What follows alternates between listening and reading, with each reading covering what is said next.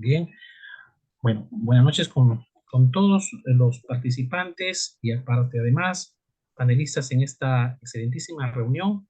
Mi nombre es el doctor Johan Medrano y este es el Ateneo de Cirugía de Pared, en la cual vamos a tratar un tema muy importante sobre decisiones quirúrgicas en trauma urbano, consenso de Lima. En esta oportunidad vamos a contar con dos excelentísimos panelistas invitados. Paso a mencionar al doctor Luis Richard, creo que es cirujano de trauma. Más allá de poder presentar todos los lauros que él representa, pues ya lo conocemos muy bien. Y al doctor Willy Newman también, bueno, cirujano general, cirujano de trauma, y también ambos son miembros de la Sociedad Panamericana de Trauma. Entre otros, muchos otros lauros, y igual agradezco nuevamente al doctor Willy Newman por su participación. Como panelista, como expositor, vamos a tener la presencia del doctor Aníbal Pinchi, el residente de segundo año de cirugía general del Hospital de Lima Este Victarte, quien en esta oportunidad pues nos va a hacer la ponencia sobre este consenso muy importante y recordando justamente que en el marco del Congreso XIV de la Sociedad de Cirujanos Generales de Perú del año 2019, en base a la reunión de expertos cirujanos de trauma, pues en búsqueda de poder conciliar y tener un consenso para poder afianzar conocimientos importantes para recomendación y toma de decisiones en los aspectos importantes del manejo de trauma y que surgen tres ejes importantes. Uno es el manejo inicial del paciente politrauma, el segundo eje, la indicación de la parotomía y manejo intraoperatorio, y en un tercer eje, el manejo no operatorio del trauma. Bueno, el consenso de Lima es un esfuerzo justamente para poder colegir criterios y sentar las bases para la atención del mismo en un escenario a nivel nacional.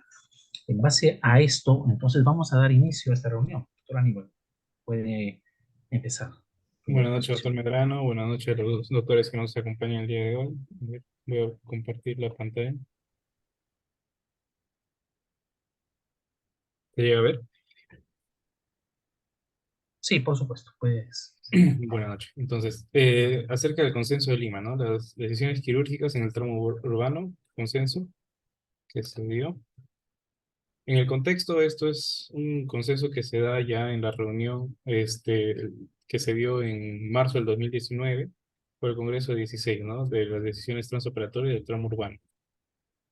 Participantes, tenemos la participación de 7 expertos y un moderador que también es considerado experto en la materia. Se hizo rondas de preguntas acerca de unos tópicos y al final se llegó a unos consensos acerca del manejo del paciente politraumatizado, el manejo preoperatorio o la atención inicial, el manejo operatorio, ¿no? Entonces, estas son las listas de los participantes. Tenemos algunos de los participantes el día de hoy como invitados, ¿no? Entonces, inicia con una recomendación inicial, ¿no? Que es que el cirujano es una pieza fundamental de la atención del politraumatizado, pero sin embargo esta atención es multidisciplinaria, ¿no?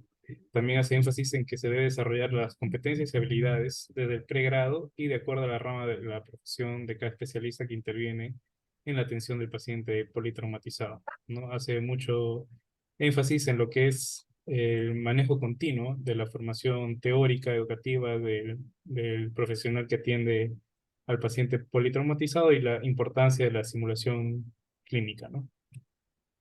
Ya como recomendaciones en lo que respecta a la atención primaria del paciente politraumatizado, hace recomendación de la secuencia de la evaluación del paciente politraumatizado, ¿no? Siguiendo el esquema ABCDE, que es la evaluación y protección de la vía aérea, garantizar una adecuada ventilación, valorar lo que es el aparato circulatorio y control de sangrados, evaluar el déficit o deterioro neurológico y hacer la exposición y control secundario, ¿no? En estos pacientes. Acá podemos ver este esquema. Sí, este es el estándar histórico que recomienda. Sin embargo, también menciona en la literatura que hay una tendencia para hacer un cambio en lo que respecta en el orden del ABCD respecto a hacer primero el control circulatorio, el control de lesiones exsanguinantes, ¿no? Antes de hacer el control o el manejo de la vía aérea, ¿no? En esta indicación hablan de que hacer primero un control de la hemorragia insanguinante y luego seguir el mismo orden, ¿no? Evaluación de la vía aérea, la parte ventilatoria, circulatoria, déficit neurológico y la exposición y control de este secundario. En este caso, en respecto a este manejo, en la literatura que está publicada en el 2018, en la que hablan de hacer uso del manejo circulatorio primero, ¿no? Y hace mención de que en los pacientes que han sido estudiados han dividido en dos grupos, en los que han sido manejados con el esquema ABC y los que han sido manejados con el esquema CAB, ¿no? En estos dos grupos no hubo diferencia en el índice de shock.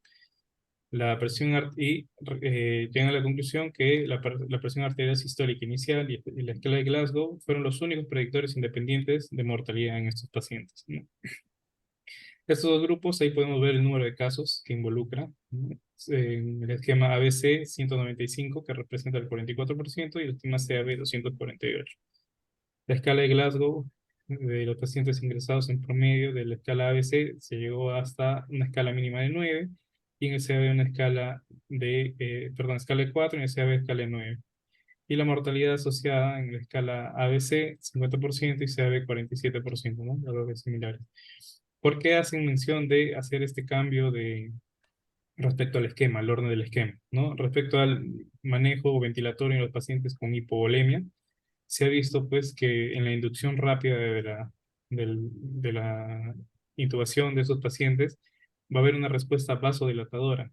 Esta respuesta vasodilatadora va a producir una disminución del retorno venoso, disminución del gasto cardíaco, lo que significa disminución de la perfusión, y ya en un paciente pues, que probablemente venga con un déficit neurológico, esto va a producir efectos más nocivos, ¿no? Y más aún si hay una lesión directa. Es ahí donde nace la cuestión de sugerir el cambio de este esquema, ¿no? En la recomendación 3 habla de hacer una identificación pronta del estado de shock, que en este caso hipovolémico, y el síndrome de exsanguinación, ¿no? Para un control de la hemorragia y a partir de ello hacer uso de protocolos de reanimación correspondiente.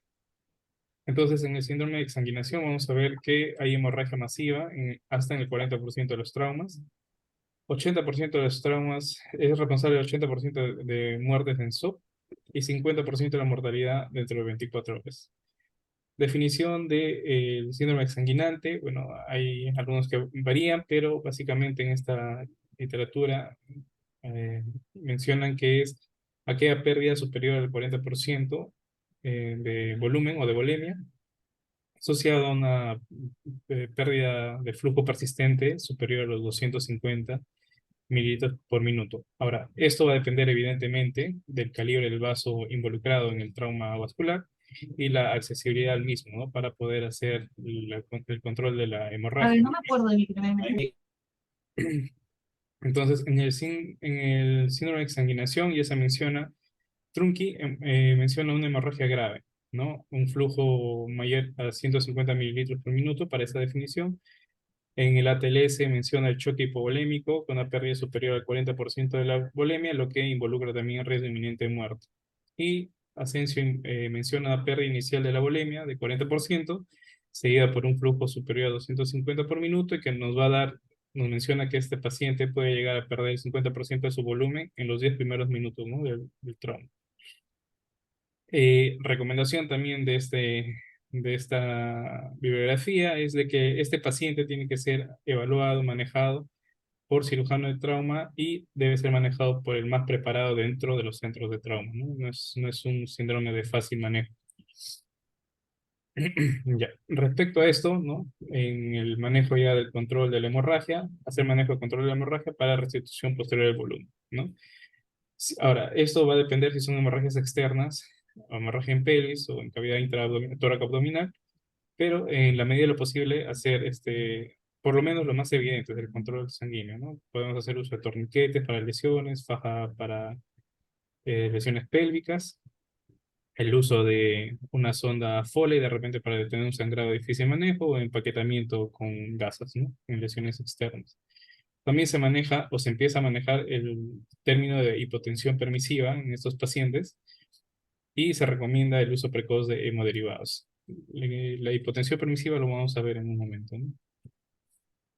Entonces, en estos factores de exsanguinación se ha evaluado y se ha visto que hay algunos factores predictivos para mortalidad, que son tener un pH menor de 7,2, la hipotermia menor de 34 grados, hacer una transfusión sanguínea dentro del quirófano de más de 4 litros, un reemplazo total de fluidos en el quirófano de más de 10 litros, o la pérdida sanguínea estimada de más de 150 mililitros por minuto, ¿no? En el cuadro de la derecha podemos ver las lesiones más exsanguinantes, evidentemente las vasculares, como la arteria aorta abdominal, la cava inferior, la mesentérica, el mismo corazón y finalmente ya las demás vísceras, ¿no? Entonces, en estos pacientes que presentan síndrome de exsanguinante, vemos que hay factores de riesgo independiente para sobrevida, ¿no?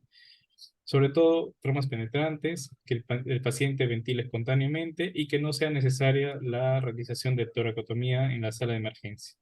Un índice de shock menor de 20, ventilación espontánea, que no haya un reemplazo mayor de los 4 litros que hemos mencionado, ¿no? Y ausencia de lesiones vasculares abdominales. Es decir, aquellos van a mejorar eh, la evolución del paciente. En cuanto a lo que recomiendan, reponer el volumen o rescate de estos pacientes, en el caso de hacer un manejo no con eh, paquetes globulares, se puede hacer mediante manejo de algunas soluciones, ¿no?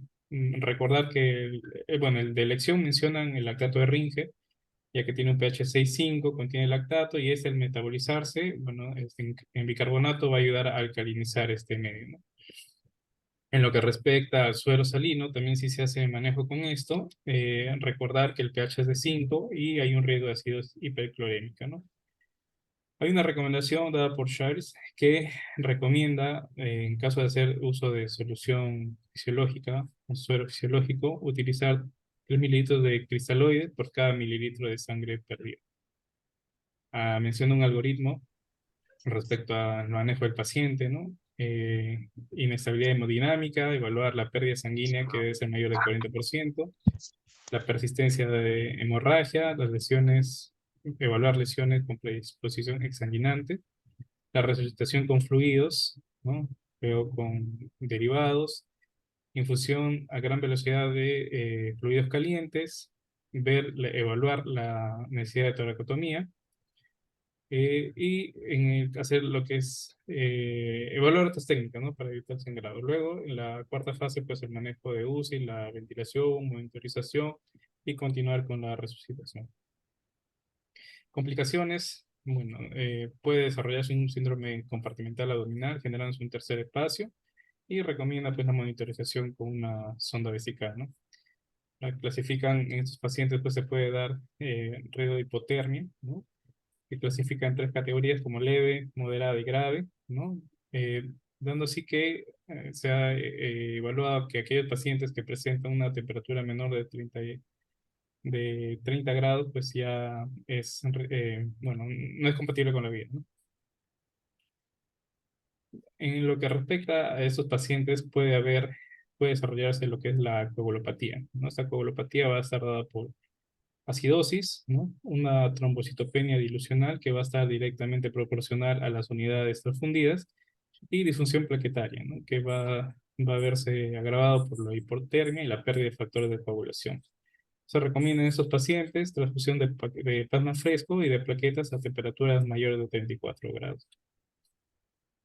Entonces, lo que podemos ver es que puede haber una coagulopatía, que durante el shock se va a dar una endoteliopatía, ¿no? Vamos a ver 4 pilares principales en estos pacientes: la heparinización endogénica, la proteína C activada, el incremento de la hiperfibrinólisis y la disfunción plaquetaria, ¿no? En lo que respecta a la heparinización endógena, vamos a ver que en el cáliz endotelial va a producir la formación de sulfato de parán, lo que va a dar un estado hipocoagulativo, ¿no? Tanto la proteína C activa como la hiperfibrinólisis va a dar depresión de fibrinógeno, y la disfunción plaquetaria, bueno, que no se menciona el mecanismo específico, ¿no? Eso va a estar dado, o esa es la parte de la coagulopatía del mismo trauma, ¿no? en estos pacientes, ¿no? Con pérdidas sanguíneas muy importantes, y se va a presentar en el 25 a 35% de los pacientes con trauma. Ahora, esto asociado a una resucitación puede haber esta coagulopatía tanto por el mismo mecanismo del trauma, que es la fisiopatología, o asociado a la resucitación. Ambos pues, van a dar una coagulopatía inducida por el trauma, ¿no? Por ello que se recomienda transfusiones siguiendo el esquema de 1-1-1 o 1-1-2, ¿no? Hay un estudio que compara el esquema de transfusión de 1-1-1 y 1-1-2, en el que hacen transfusión de plasma, plaquetas y glóbulos rojos en estas proporciones, ¿no? Se da en traumas severos y sangrado importante. Ahora, cuando hacen comparación de estos dos esquemas, no encontraron diferencias significativas en lo que respecta a la mortalidad en las primeras 24 horas. Pero, sin embargo, mencionan que aquellos que se hizo uso del esquema de 1-1-1 lograron hemostasia y menos pacientes experimentaron muerte por desangrado. Pero también mencionan que la proporción de los pacientes del grupo 1-1 es mayor, ¿no? Para tener en consideración. Entonces, como cuarta recomendación, recomiendan que para la evaluación de shock del paciente en shock hay que evaluar también los valores de lactato y déficit de base siempre y cuando estén disponibles, ¿no? Se hace medición de los signos vitales, la frecuencia cardíaca, frecuencia respiratoria, la temperatura y signos de shock, ¿no? Signos de hipoperfusión, llenado capilar, ¿no? Sudoración profusa y la oliguria. Ya, acá no se ha demostrado de forma directa, ¿no? Una relación directa entre los valores o de las funciones vitales aisladas. Sin embargo, cuando estos van asociados a valores laboratoriales como lactato y déficit de base, permite predecir o desarrolla una mejor premonición de la evaluación del paciente. Es así que en este estudio de 1.435 pacientes, 242 pacientes, es decir, el 17%, tuvieron lesiones mayores, es decir, con un índice mayor de 15. En aquellos pacientes que tuvieron solamente evaluación de funciones vitales normales, se evidenció que la sensibilidad para detectar lesiones graves fue del 40.9%, siendo estas una frecuencia cardíaca mayor de 100 y una presión arterial sistólica menor de 90. Sin embargo, en aquellos pacientes que se ha visto una evaluación de funciones vitales más parámetros metabólicos, como el lactato en aquellos pacientes con más de 2.2 y déficit de base en -2, se ha evidenciado que la sensibilidad aumenta hasta 76.4 para la detección de lesiones graves. Entonces, dentro de la evaluación también clínica recomiendan lo que es la evaluación del pulso radial, oximetría y temperatura óptica, ¿no? Esto se va a ir dando de acuerdo a que vamos a ver que hay un incremento de la frecuencia cardíaca que va a ir acompañado de una disminución de la presión arterial, y este nos va a dar como producto un shock hipovolémico. Y la supervivencia del paciente es inversamente proporcional al aumento de requerimiento de la volemia, ¿no? De la reposición de volemia, de la necesidad de reposición del volemia. Entonces, en lo que respecta al pulso cardíaco, lo que se ha evidenciado, ¿no? Es que pulso carotidio, es decir, aquella evaluación, cuando encontramos el pulso carotidio dentro de nuestro examen, podemos asumir que la presión arterial sistólica está entre un 60 a 70 milímetros de mercurio. Si el carotidio femoral está presente, este aumenta hasta un 70-80%, y si es que el pulso radial está presente, podemos asumir que la presión arterial sistólica está mayor a 80, ¿no? Entonces, el pulso radial es el primero en desaparecer, ¿no? Seguido, en el caso de pacientes con hipovolemia, seguido por pacientes con por el pulso femoral y finalmente el pulso carotídeo, ¿no? Entonces, se ha hecho también un estudio evaluando lo que es las funciones vitales en los pacientes jóvenes y en los pacientes de la tercera edad, considerados en este caso como pacientes mayores de 65 años, y el riesgo de mortalidad, ¿no? Se ha visto en lo que respecta a la frecuencia cardíaca que en lo que respecta a pacientes bradicárdicos, la mortalidad es similar en poblaciones jóvenes y en poblaciones mayores, ¿no? Pero sin embargo, esto se va disparando respecto a cuando la frecuencia cardíaca va aumentando. Es decir, Por ejemplo, tenemos acá una frecuencia de 60, vemos que el riesgo de mortalidad, o la mortalidad en este estudio, es de 4% para pacientes jóvenes y para pacientes adultos mayores al 9%, ¿no? Sin embargo, en pacientes que ya presentan una frecuencia cardíaca de 150 en los jóvenes, esto representa una mortalidad del 10%, representó una mortalidad del 10%, y en los pacientes adultos mayores hasta 69%, ¿no? Comparen en la otra columna el estudio en lo que respecta a las presiones arteriales, ¿no? Y las presiones arteriales, pues en todas ellas, la mortalidad siempre fue mayor para, para la población anciana. Es decir, no, lo que concluye este estudio, o lo que sugiere este estudio, es que no podemos evaluar o tratar a los pacientes adultos mayores con la misma actitud que a los pacientes jóvenes, ¿no? Estar en un rango normal, digamos, tanto en la frecuencia cardíaca o la presión arterial, no significa el mismo riesgo de mortalidad para ambas poblaciones, y eso hay que tener en cuenta durante nuestra evaluación, ¿no? Acá podemos ver dentro de la clasificación de la TLS Shock 4 grados, ¿no? Dependiendo del porcentaje de pérdida sanguínea, ¿no? Un primer grupo menor de 15%, segundo grupo de 15 al 30, tercer grupo de 30 a 40 y en el cuarto grupo mayor de 40. Esto evidentemente se va a ver manifestado, pues, en algunos signos como la frecuencia cardíaca, la presión, el pulso, etcétera, ¿no? Y lo que podemos ver es que hay una conducta, una línea en la que se mantiene en lo que respecta a la frecuencia cardíaca, ¿no? Que va a ir aumentando de acuerdo al volumen perdido, y la presión arterial va a ir disminuyendo, ¿no? Y en lo que respecta a la frecuencia respiratoria, pues es oscilante. En lo que respecta a la recomendación número 6, habla de protocolos de reanimación, los cuales refiere que deben ser variables según el contexto, de acuerdo a la disponibilidad, de acuerdo a los insumos, a las herramientas, ¿no? A los servicios que pueda contar cada establecimiento. Habla también del manejo prehospitalario versus el hospitalario, que sea cual fuere la medida que se tome, lo que busca es mantener la perfusión, o lo que se debe buscar es mantener una adecuada perfusión tisular, ¿no? En lo que respecta al shock, se debe hacer el control de la hemorragia y luego la reanimación con fluidos para buscar lo que es la persistencia o el manejo adecuado de la perfusión tisular, ¿no? Hace mención que no tenemos actualmente una guía de reanimación que describa o que esté de acuerdo a nuestra realidad nacional, ¿no? Entonces, la reanimación prehospitalaria e intrahospitalaria, ¿no? Hacen recomendaciones: evitar la demora del traslado del paciente del lugar del trauma al establecimiento donde va a ser manejado, ¿no? Sobre todo si esta demora se debe al intento de canalización de una vía periférica, ¿no? Recomiendan también que se puede hacer bolos de solución fisiológico de acuerdo a la evaluación del pulso radial, ¿no? A la presencia, ausencia de este pulso. Y siempre y cuando el tiempo sea largo de transporte. Recomiendan diferir la reanimación con fluidos si el tiempo de transporte es corto, ¿no? Hasta el establecimiento de manejo. Se puede hacer manejo con hipotensión permisiva siempre y cuando haya ausencia de TEC y se cuente con un buen monitoreo.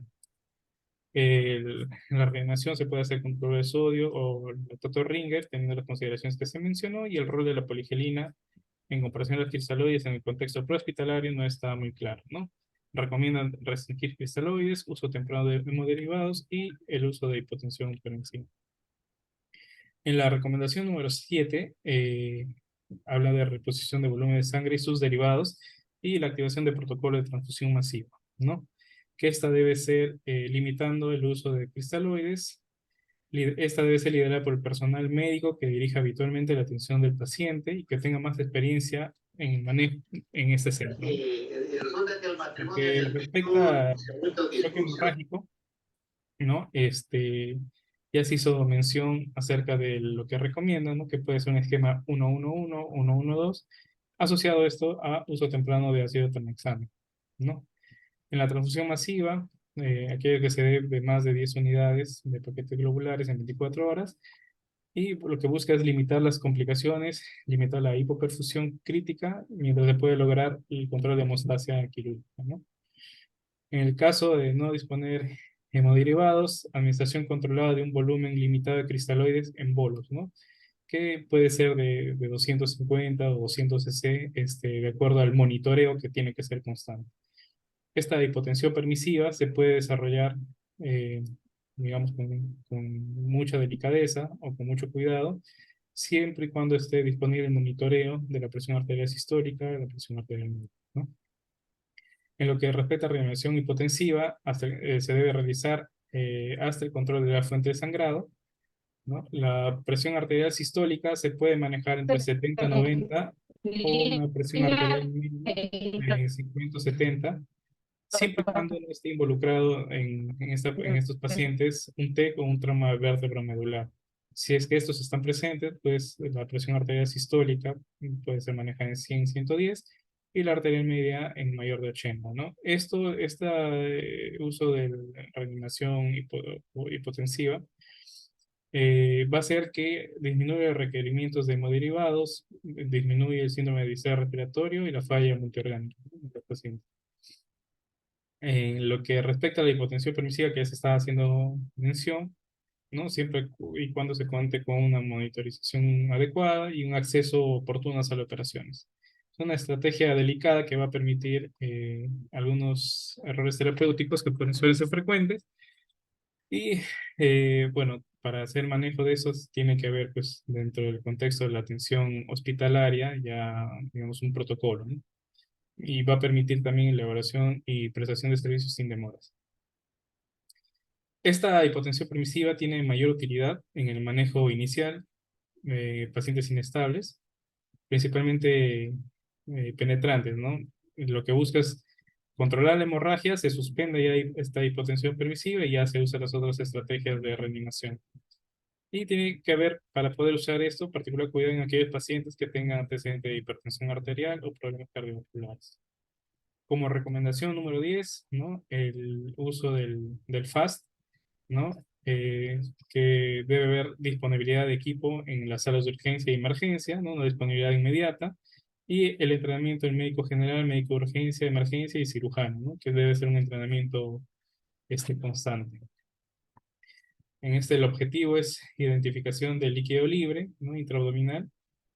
Llega a tener una alta precisión diagnóstica de acuerdo al entrenamiento del profesional y se considera también como una extensión del examen físico actualmente, ¿no? Y lo que recomienda el consenso es que todo programa de enseñanza debe incorporar lo que es el FAST para manejo en los posgrados, ¿no? Entonces, hace mención dentro de la literatura, ¿no? Unos ejemplos del ECOFAST que nos ayuda pues a ubicación pues de líquido. En este caso podemos ver este líquido en el espacio de Morrison, ¿no? En esta otra imagen, un líquido en el espacio perisplénico, ¿no? Y subdiafragmático izquierdo.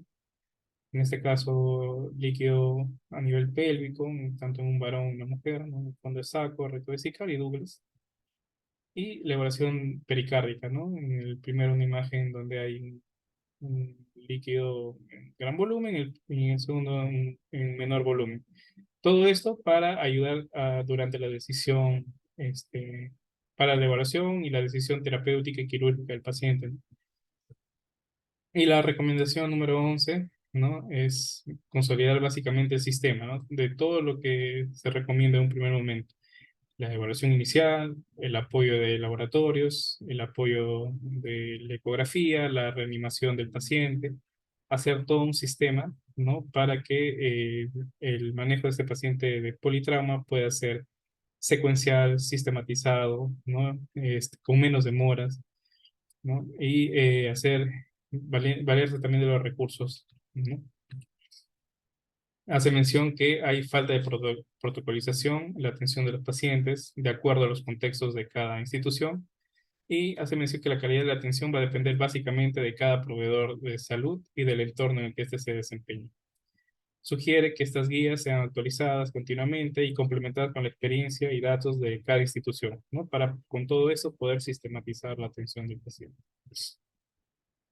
Hace mención que debe haber entrenamiento continuo, ¿no? Esto va a incrementar el conocimiento acerca de la materia, mejorar actitudes, ¿no? Y cambiar algunas conductas que puedan ser no idóneas dentro de la evaluación y manejo del paciente, ¿no? Y esto a su vez va a hacer que mejoren las herramientas y este instrumental de acuerdo a la necesidad de la disposición en la evaluación en el ambiente donde se evalúa el paciente, ¿no? Hace también hincapié en que se debe hacer uso de la simulación, ya que esto va a hacer aumento de las habilidades del personal en entrenamiento, optimizar el establecimiento, ¿no? Para poder priorizar las medidas que se debe tomar con el paciente, reducir el riesgo de eventos adversos en la evaluación y manejo del paciente politraumatizado, lo que va a hacer que la atención sea más segura, ¿no? Bueno, y eso básicamente es lo que menciona esta primera parte, ¿no? Gracias. Bien, muchas gracias, Aníbal, por la presentación. Yo creo que has tratado y has abordado bien ese tema que hoy nos compete y que tan importante e interesante es, debido a que el trauma pues representa, yo creo que un problema socioeconómico en nuestra actualidad. En principio, por los altos gastos que representa el tratamiento, el manejo inicial, incluso o el manejo consecutivo en emergencia y la rehabilitación de los pacientes producto víctimas pues del trauma, ¿no? Además, pues, la necesidad importante, no solamente los gastos, sino los problemas sociales y la violencia que se, que se gesta y transcurre en nuestra sociedad, pues, porque obviamente va en aumento y se constituye entonces en un problema vital que hace justamente que podamos entenderlo y atender este merecido problema que tenemos para poder encontrar lineamientos y ciertos consensos en el manejo.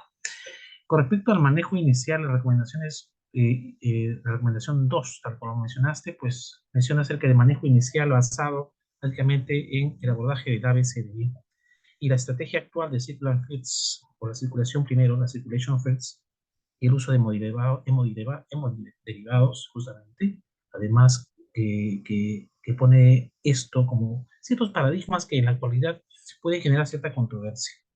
En cuanto a la indicación del shock y el control de hemorragia, también lo trata en la recomendación tercera, y siempre y cuando es justamente objetivado en la reconstitución o la reducción de volumen sanguíneo y además el uso incluso o la aplicación de esa hipotensión permisiva dentro de la estrategia de manejo del paciente politraumatizado. Vamos a pasar con nuestros invitados y tenemos justamente la participación del doctor Luis Richard y el doctor Willy Memo. Buenas noches. Podríamos empezar con una primera pregunta acerca de sus primeras apreciaciones con respecto a este consenso y sobre la problemática del trauma en nuestra sociedad. ¿Cómo vamos avanzando? Hemos escuchado todas las recomendaciones que nacen de este consenso y en forma general todavía vemos ciertas controversias, si es posible mejorar esas recomendaciones en líneas generales. Luis.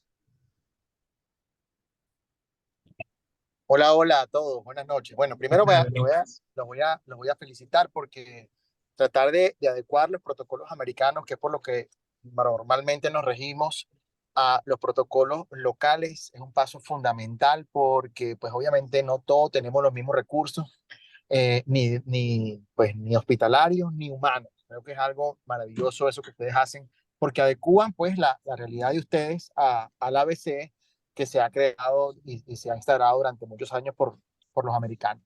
Eh, yo quiero resaltar algunas cosas importantísimas que dijeron actuales, que es sobre el control de la hemorragia, a pesar de que es un dogma para nosotros el ABC, y se sigue aplicando. Y como bien tú dices, Joan, ser algo quizás controversial anteponer el control de la hemorragia a la vía aérea, porque pues bien como describió nuestro expositor brillante, la vía aérea pues es fundamental porque mata muy rápidamente a los pacientes. Yo creo que lo que no podemos perder nosotros sin apegarnos a la evidencia es el sentido común. Siempre les doy un ejemplo a los residentes o a mis estudiantes que les digo, si llega una persona con un balazo en una pierna y una herida en la femoral y está sangrando profusamente a chorro, y tienes que hacer un procedimiento de la vía aérea, no sé, poner una mascarilla de oxígeno, lo que sea. ¿Cuánto tiempo puede tardar en poner un torniquete de extremidad? Nada, 20, 30 segundos. Entonces esos son los casos, pienso yo, que son casos muy sencillos de ver, no debe haber duda. en esos casos donde el CABC prela, y creo que es algo que debemos vender. Desde el escenario prehospitalario, pues, brincó al XABCD, nosotros tenemos que tener en cuenta simplemente el sentido común en ese tipo de casos. Bien, excelente. Dices muchas cosas que son realmente ciertas y que me hace recordar justamente que vamos en esa línea. Claro que nos falta muchísimo para poder quizás encontrar eh, cierto, en principio, apego y aprendizaje de las recomendaciones que mundialmente nos da. Manejamos mucho lo que es, por ejemplo, y más adelante veremos, el uso del FAS, el uso del AGA, lactato, el manejo inicial, pero también el manejo prehospitalario del paciente. Ese control de daños en la parte prehospitalaria, por ejemplo, a veces descuidamos un tanto, pero lo mencionamos mucho en nuestras exposiciones, y es una parte fundamental para poder evitar esa muerte letal del paciente por trauma una vez que ingresa a hospital, por ejemplo.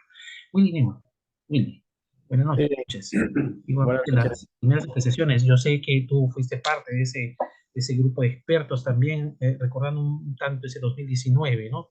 Acerca de la gesta de este consenso tan importante y tan interesante para nosotros. Y bueno, gracias por la invitación nuevamente. Un gusto siempre estar acá con ustedes. Bien, una de las cosas más importantes es, bueno, darle honor también a una de las personas que ha sido partícipe de esto, que ha sido el doctor Alberto Basilio. Él falleció lastimosamente por causas del COVID, pero él ha sido la mente maestra, el gestor de todo esto. Él es o bueno, ha sido uno de los principales educadores en Latinoamérica y es uno de los que principalmente busca este tipo o buscaba, pues buscó siempre a tratar de ayudar a los países donde visitaba a tratar de hacer sus propios consensos, sus propias guías. Bueno, inicialmente el consenso de Lima, bueno, esta es la primera parte, como ya hemos venido conversando, ¿no? Habla sobre el manejo inicial. Hay en total 31 recomendaciones. Por el tema del COVID, la pandemia y demás, la publicación completa pues ha diferido un poco. Y también lo importante de esta publicación, bueno, el doctor Pinchi podrá dar fe de esto. Esto es una revisión bien amplia de más de 100 artículos para solamente 10 recomendaciones. Entonces, todo el conocimiento que se ha vertido en esta publicación es muy importante porque realmente en la medida que vamos revisando los artículos nos damos cuenta de que todos los elementos o los puntos que se han tratado de resumir tienen muchas opiniones divergentes, o sea, son muchas opiniones encontradas, pero la gran mayoría trata sobre puntos específicos o puntos comunes, ¿no? El control de la hemorragia temprano, la reanimación cada vez con menos cristaloides y con más hemoderivados, identificar el shock tempranamente, no valernos de los signos vitales, no esperar que el paciente esté por debajo de 80, 70 la sistólica para empezar a pensar que está en shock, sino ya hacerlo por forma precoz, darle importancia a lo que tú has mencionado sobre el manejo prehospitalario, que es un gran desatendido de la realidad latinoamericana. Y bueno, en general el consenso, bueno, la idea o la intención de esto es tratar de que en todos los hospitales tengamos esos elementos comunes, claros, y hacer un lenguaje común para todos los cirujanos. La idea de esto es que así como logramos en un auditorio con más de 50, 60 asistentes, con 7 expertos, lograr llegar a un acuerdo basados en la evidencia más que en la experiencia y que esto sirva como modelo para que en todos los hospitales se pueda hacer lo mismo. Y son cosas comunes, son cosas básicas, que tengamos los recursos que tengamos, siempre debemos contar con un ecógrafo, siempre debemos contar con un personal entrenado, siempre debemos contar con lo mínimo necesario, un monitor, saber interpretar los hallazgos clínicos, eso forma parte de nuestra formación, entonces todo eso son aspectos que se tratan en esta primera parte y que, bueno, que son uno de los aspectos fuertes del consenso, ¿no? Perfecto, gracias Willy. Debo pasar a mencionar dentro de nuestros participantes, nuestro público participante también, siempre, como siempre, nos da el gran honor de tener la presencia del doctor Aurelio Rodríguez. Doctor Aurelio, nuevamente también he visto en nuestro número de participantes al doctor Guillermo Bariaro, en algún momento también, también el doctor Pablo Tolino, a que les agradezco mucho. Doctor Aurelio Rodríguez.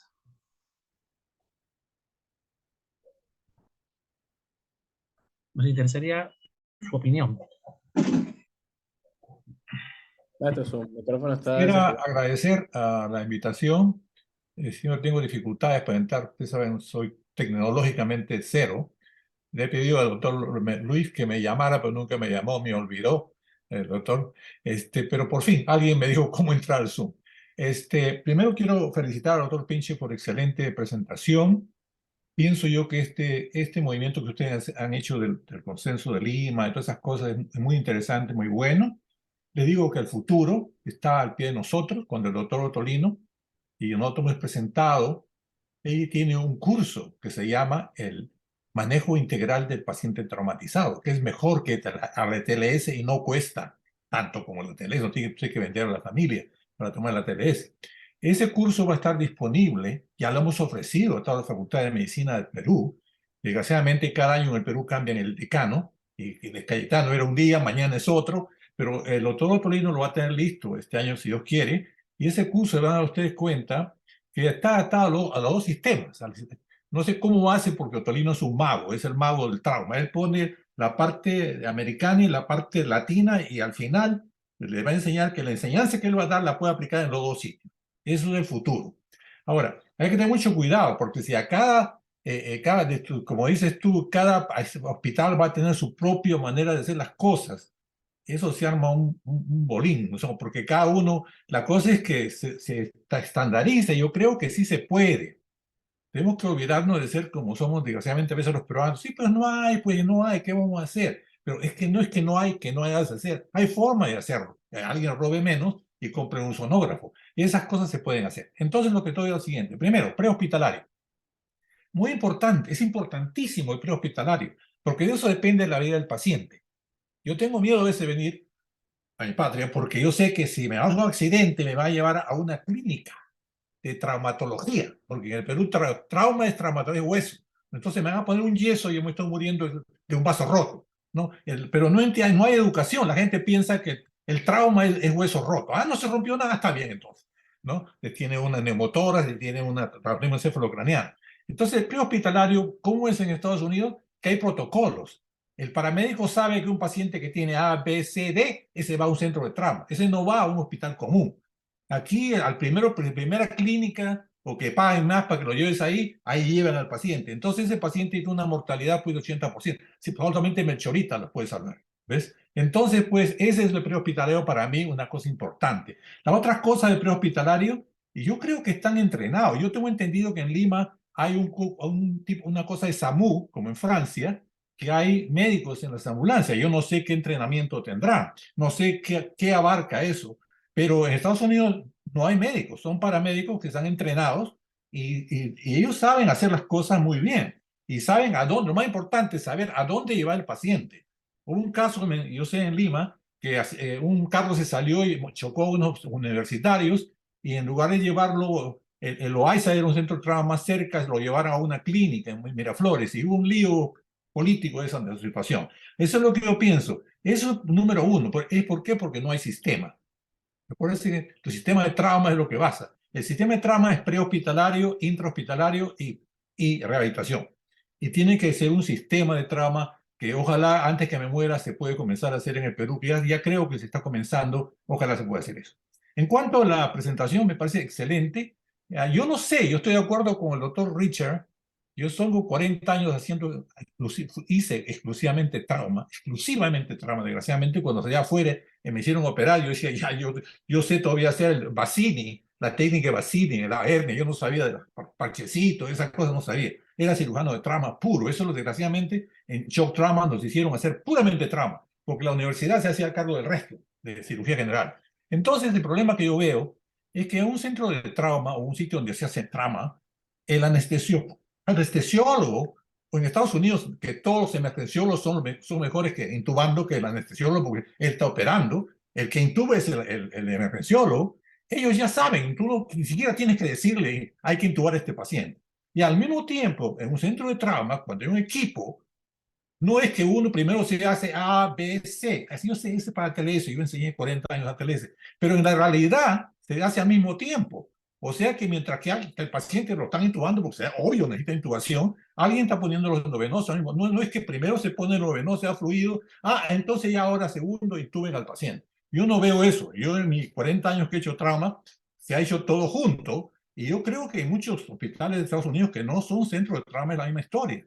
La ATLS es para enseñar en general al que nunca hace trauma. Acuérdense que la ATLS no es para hacerse cirujano de trauma, sino para el que nunca, es un cirujano que nunca ha hecho trauma. Pero en realidad es todo junto, claro. Acuérdense que en Estados Unidos la forma de hacerse famoso, usted descubre algo que nadie ha hecho. Por ejemplo, un cirujano muy famoso que ya nadie se acordaba de él. Se le ocurrió que había que parar el sangrado. Cristóbal Colón, había que parar. Entonces ideó su centro de Stop the Bleeding. Y ahora eso se convirtió ya en una cosa extraordinaria. Claro que es lógico, hay que parar el sangrado, ¿no? Pero esa es la cosa, la cuestión esta del ABC, la cartilla se me fue. La verdad es que si yo sigo haciendo la vía aérea de circulation porque todo lo hago al mismo tiempo. Hay otra cosa que quiero decir, pero no quiero tomarme tu tiempo. Gracias, Aurelio. Saludo a la presencia del doctor Eduardo Bomán también, que está esta noche en el grupo de participantes. Doctor Eduardo. Gracias, un saludo para todos. Su opinión con respecto a esta reunión tan importante. Gracias, Johan, ¿no? Y yo creo que estamos con invitados de lujo, ¿no? Gracias, Pablo, el doctor Vallado, doctor Rodríguez, ¿no? Me parece muy importante su presencia y participé del consenso, sí, yo creo pues lo primero que tengo que decir es que tenemos que reunirnos nuevamente, ¿no? Porque en estos 4 años, aparentemente no ha sido mucho, pero se han dado una infinidad de cambios, ¿no? Algunos de ellos ya integrados en las nuevas versiones de la TLS, pero algunos de ellos también con evidencia en la literatura, ¿no?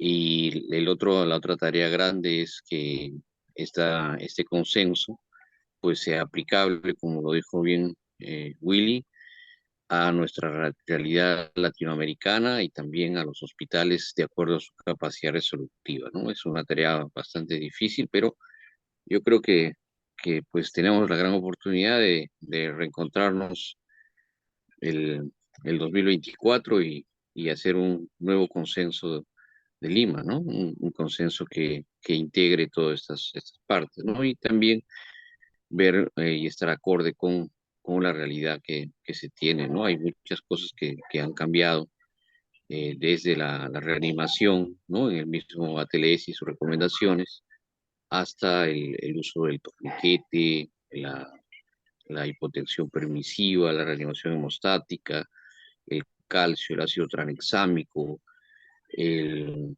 considerar el exceso de base y el lactato como parámetros dentro de los cuadros de hemorragia. Bueno, el ABC, ¿no? Que también ahora es AA o A', ¿no? Respecto al acceso vascular, ¿no? Hay una serie de cambios, algunos de ellos probablemente sí podrían ser fácilmente integrados y aplicables, ¿no? Pero algunos de ellos también hay que considerarlos, ¿no? De acuerdo a su aplicación porque son tecnodependientes, ¿no? De repente la tecnología, no podemos hablar pues de Riboa si no tenemos el catéter, no podemos hablar de una reanimación guiada por Rotem o por tromboelastógrafo si no lo tenemos disponible, no podemos hablar de transfusión masiva y protocolos de transfusión masiva si no tenemos pues la reserva y las cajas de hemorragia ya preparadas, ¿no? Así como también un infusor rápido como el Lever One, ¿no? Que hay algunos hospitales que sí los tenemos, pero no es lo común, ¿no? Entonces, sí me parece muy importante toda la contribución que se hizo y en este momento, pero lo primero que tenemos que hacer es empezar a integrar conductas que podamos usar y que no debemos usar, y algunas que no usamos y sí debemos usar, ¿no? Entonces hay que evaluar cada uno de los pasos y me parece importantísimo. Y bueno, tenemos la opinión de varios expertos que no me gustaría escucharlas más bien antes de decir algo más. Gracias, Gracias, Johan. Antonio. Gracias. Gracias. Luis, definitivamente estamos frente a lo que es el avance de manejo del trauma, pero hay una gran desfase con respecto a las ciudades pequeñas, a las ciudades locales, a las realidades nacionales, que son distintas a lo que el avance del trauma nos está proveyendo. Ya mencionaba Eduardo con respecto, por ejemplo, al uso de reboa, de tromboelastógrafo, y creo que en una de las sesiones del Congreso, de la sociedad que pasó, en el que se trató mucho de trauma y nos gustó muchísimo que se abordara esto de esa manera, vimos que existe ese desfase. Realmente si estamos frente a esa gran evolución en el manejo del trauma, pues nos estamos quedando de repente muy pobres con respecto a alcanzar ello, frente a algunas actividades que si hablamos del interior del país, pues no vamos a contar con mucho de eso que aparentemente podemos. Ejemplo, el acceso al ECOFAS, por ejemplo, o también definitivamente al AGA o el uso del lactato y la diferencia de bases, por ejemplo, interpretación. Seguimos todavía usando las funciones vitales, los signos vitales, como parte ese entendimiento de la parte primigenia de shock, para entender. Entonces, hay ciertas desfases. Y, por ejemplo, el poco entendimiento de la necesidad del potencial permisible y cuándo hacerlo. O no el uso exagerado de cristaloides, que aún lo seguimos teniendo, por ejemplo. Algunas otras realidades que aún todavía no comprenden ello. ¿Cómo crees que debemos abordar esto, Luis? Bueno, yo creo que ya el primer paso lo dieron, que fue hacer esto. Creo que es algo vital. Voy a permitirme saludar al maestro Aurelio, que no lo había visto, que tiene unos lentes nuevos, por cierto. Son nuevos maestros, ¿sí o no? Sí, sí. Gracias. Fíjate, Joan, yo sé que mucha gente habla del Riboa, ¿verdad? Y a veces cuando nosotros nos metemos en las sesiones donde hablan Riboa, a veces parece que sin Riboa no se pudiera operar a los pacientes o todos se murieran. Y yo creo que es un concepto que nosotros no tenemos tanto que manejar. Bueno, es una herramienta más, ¿verdad? Y es una herramienta que te ayuda en algunos casos, hablando de esa tecnología que yo tampoco tengo y que fíjate que en el bloque de trauma que estuvo con Napo y con Guille, tampoco lo teníamos. El Riboa nosotros era la mano izquierda del R1 ocluyendo la aorta. Entonces, pues ese es una herramienta más. Ahora, cuando hablas de lo del eco, qué complicado, ¿no? Afortunadamente ya los equipos de ultrasonografía son cada vez más disponibles. En la época, pues, de nosotros, tener un equipo de ultrasonografía era difícil. Se conseguían, por lo menos en el hospital lo conseguíamos con donaciones y era un aparataje. Hoy en día, pues la gente puede tener un acceso a un equipo de ultrasonografía que sea portátil, que quepa en una bata, que quepa en un bolso. Entonces, yo creo que la brecha se va a cerrar cada vez más, pero sí te digo que invertir en esto que es lo básico es lo que trae los mejores frutos, ¿verdad? Invertir en el ABC, que sigue siendo el trauma, algo muy complejo que no se resuelve con cosas tan complejas, sino con cosas más o menos sencillas, donde el recurso humano es de lo más importante. Creo que resuelve a la gran mayoría de los pacientes. Estos pacientes con trauma complejo, la mayoría de las veces se resuelven con cosas básicas, y creo, apoyando al maestro Aurelio, que invertir en el prehospitalario, en el conocimiento, es vital. Por eso es que el 50% de las muertes, como lo dijo Tronqui hace unos años, está antes de llegar al hospital, y eso se hace con cosas básicas, e invertir en el interior, en ese ABC o en el XABCD, yo creo que es lo que va a traer y lo que le está trayendo a ustedes los mejores resultados. Y bueno, poco a poco vamos a ver si de alguna manera se puede equiparar un poco el recurso para el interior. Creo que pasa en todos los países, nos pasaba en Venezuela igual, Willy, ¿verdad? Y yo he tenido la fortuna de visitar algunos otros países, en Guatemala es igual, el interior del país es como que fuera otro país, ¿verdad? O sea, el centro es un país y el interior es otro país, pero pues los primeros pasos es dar que sea universal el conocimiento, por lo menos lo más básico, para que eso llegue a todos. ¿Podría hacer una pregunta? ¿Podría hacer una pregunta? La pregunta que yo hago es, ¿a quién se le enseña esto? Porque usted habla del cirujano, pero por ejemplo, en Israel, yo tengo entendido que todo estudiante de medicina tienen que graduarse, antes de graduarse tienen que pasar el ATLS. Eso es lo que quiero hacer yo exactamente en Sudamérica.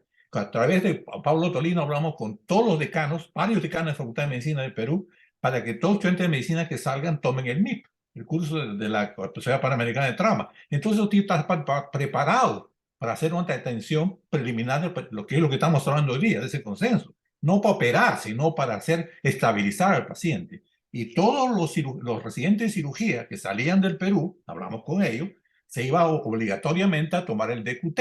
Destreza quirúrgica es equivalente y mejor que el átomo, el colegio americano.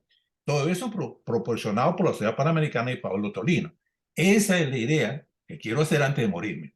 Que en Perú, una vez que se haga en el Perú eso, todos los países de Sudamérica van a tener que querer hacer eso, porque ya no cuesta pues $800 la TLS.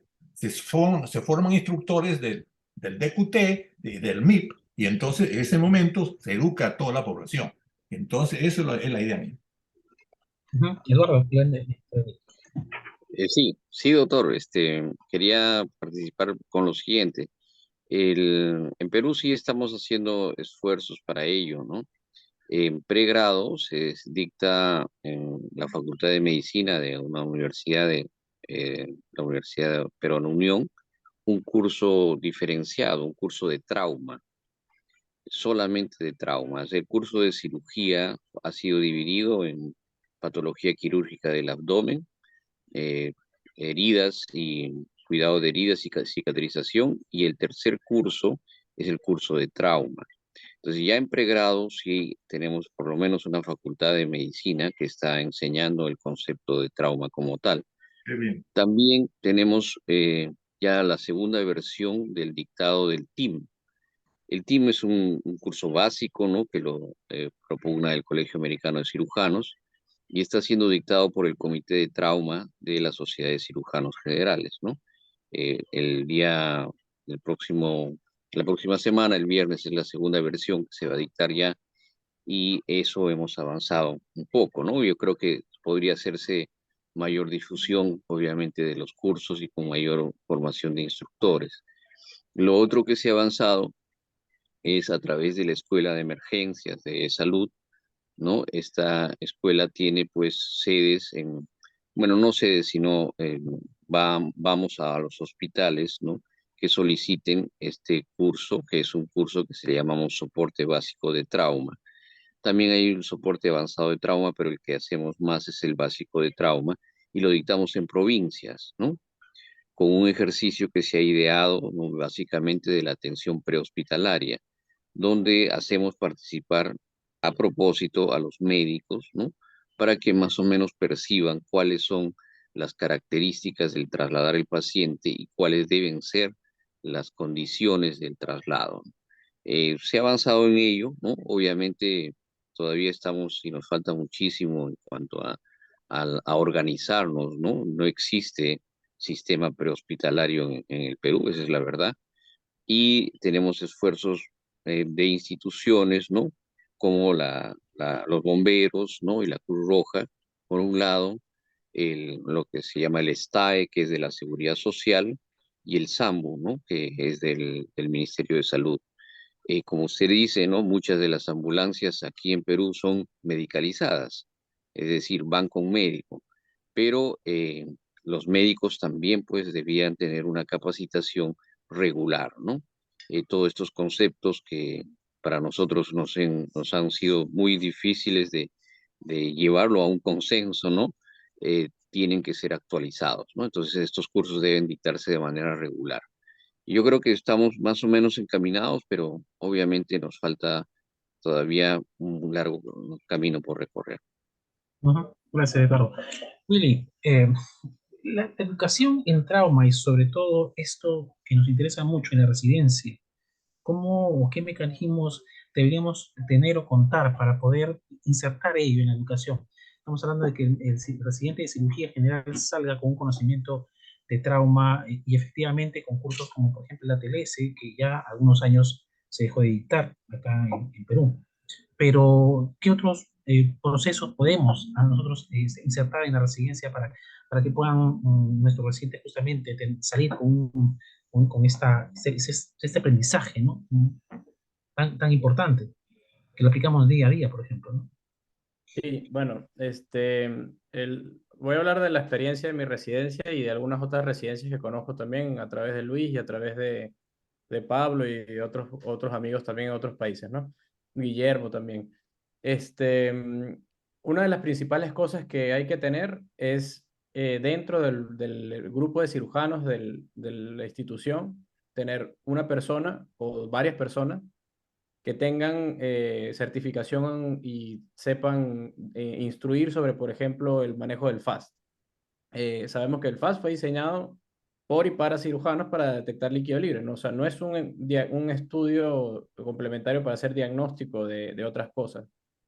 Por eso es rápido, es sencillo, es bastante replicable, etcétera, ¿no? Entonces, en la formación que yo tuve en el hospital, mis asistentes y mis compañeros residentes tenían experiencia y fueron entrenados teniendo un mínimo de casos avalados o certificados por otro experto o por un especialista en imágenes para poder decir que estaba capacitado y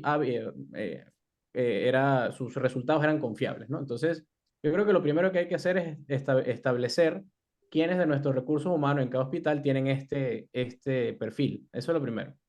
Lo segundo es tratar de establecer ¿cómo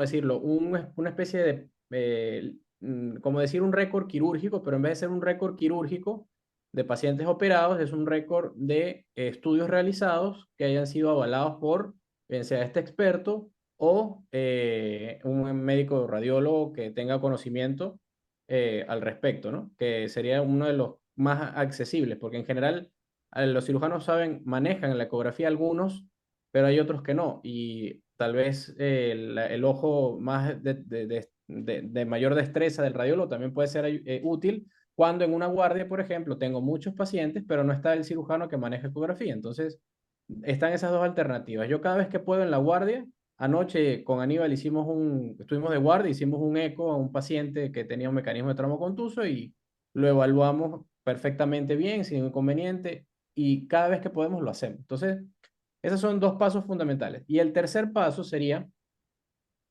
algo ya más de lo que dice el maestro Aurelio, de cada universidad, dentro del protocolo o del pensum, mejor dicho, de estudios de posgrado, revisando el pensum, no tiene en ningún lugar, porque lo he revisado en detalle, no vemos en ningún lugar de esta capacidad, elemento, esta habilidad o esta destreza, no está descrito como necesario para egresar. Entonces, sería interesante tener, uno, especialistas interesados en esto, dos, tener un protocolo dentro de la institución para saber cuándo un residente, un especialista puede estar capacitado para hacer FAS y enseñar FAS.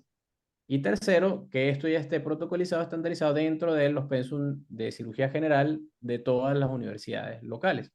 Eso obviamente es un tema, es algo complejo, es difícil de realizar, pero por ejemplo, en los posgrados allá en Caracas, el posgrado de cirugía general del hospital donde me formé y de la gran mayoría de los hospitales de la ciudad incluye la formación en ecografía en FAST como parte de la formación y habla sobre el mínimo de pacientes necesarios para poder uno decir que está capacitado, ¿no? Hay literatura que habla de esto, mínimo 50 pacientes habiendo sido supervisado, tutorizado. Y bueno, o sea, en verdad ha habido muchas iniciativas también. Por ejemplo, recuerdo que en el Hospital Almenara, entre el doctor Guamán y el doctor Segarra, también impulsaron cursos de ecografía con sus residentes. Entonces, esto no lo hay en todos los hospitales. Entonces, lo ideal es hacer esta iniciativa, crear dentro del hospital la necesidad de que el cirujano tenga su ecógrafo en la emergencia, crear la necesidad de los cirujanos que ven pacientes con trauma de saber ecografía en trauma y obviamente tener el aval universitario o el aval de certificación que puede ser bien sea a través de la Sociedad de Cirujanos General, la Sociedad Panamericana o a través de una universidad también dentro de los cursos de posgrado. Podría responder tu pregunta de cómo se entrena en trauma un cirujano. En los Estados Unidos, residente primero, un mes en trauma. Residente segundo, un mes en trauma. Residente tercero, 4 meses. Y el jefe como el jefe chief resident, jefe residente, tiene que rotar por 3 meses. Inclusive el jefe del servicio de trauma es él. O sea que todo cirujano que sale, y si no hay en ese hospital trauma, rota por otro hospital que tiene trauma. Lo mandan un mes a rotar ahí, porque es obligación. O sea, cuando tú terminas la residencia, por obligación, tú has pasado por trauma. Inclusive tú pasas por radiología, donde te enseñan de traumas, te enseñan a leer todos los CAT scans que yo nunca aprendí porque yo soy más viejo de esa escuela. Les enseñan ellos a leer CAT scan, MRI de trauma. O sea que leen también casi como el radiólogo. Y acerca del sonógrafo. El sonógrafo, la historia ya se ha repetido. En 1900 tantos fui a Alemania a dar una conferencia en Múnich y un alemán me dice, doctor Rodríguez, ¿y sonografía en trauma? Le digo, ¿sono qué? Yo no tenía idea que había sonografía en trauma. Me dice, bueno, usted sabe que en Estados Unidos se publicó, un radiólogo de Hopkins publicó el primer estudio de sonografía en trauma, los gringos, los americanos no le dieron bola. ¿Quién le dio bola? Los alemanes y los japoneses. O sea, ellos estaban avanzados ya en sonografía en trauma.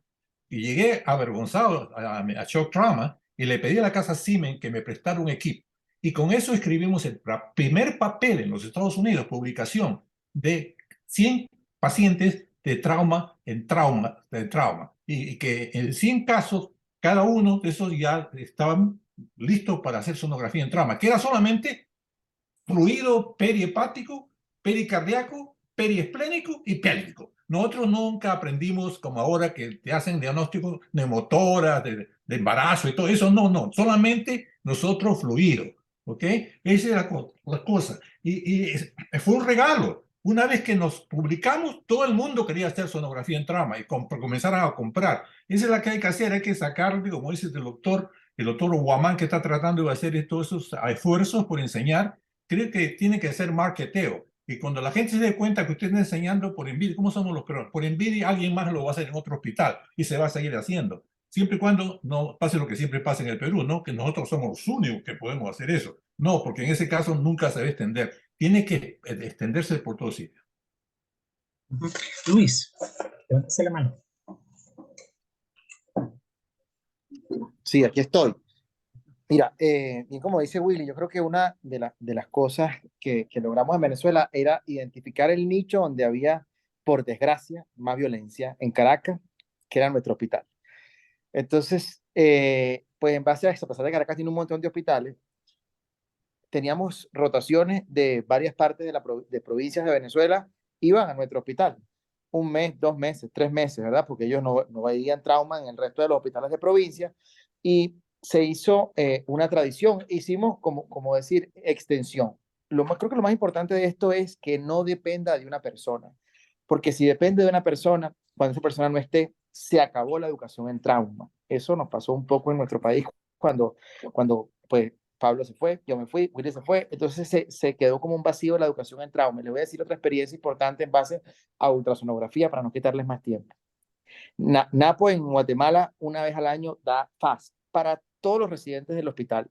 Pediatría, medicina de emergencias, cirugía, no me acuerdo, otro, como 120 residentes. Eso lo ideó el doctor Alberto Basilio hasta hace unos años. Y se dejó de hacer porque el doctor Alberto Basilio falleció y se retomó con mi persona por X causa.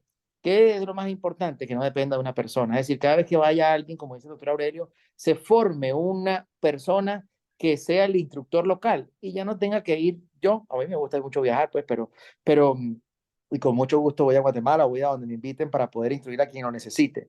Pero creo que lo más importante es que uno forme el instructor local para que ese sirva de relevo y a su vez ya ahí se forme el instructor local para que ese sirva de relevo, por ejemplo, hablando de ultrasonografía, ojalá lo podamos hacer en el DQT.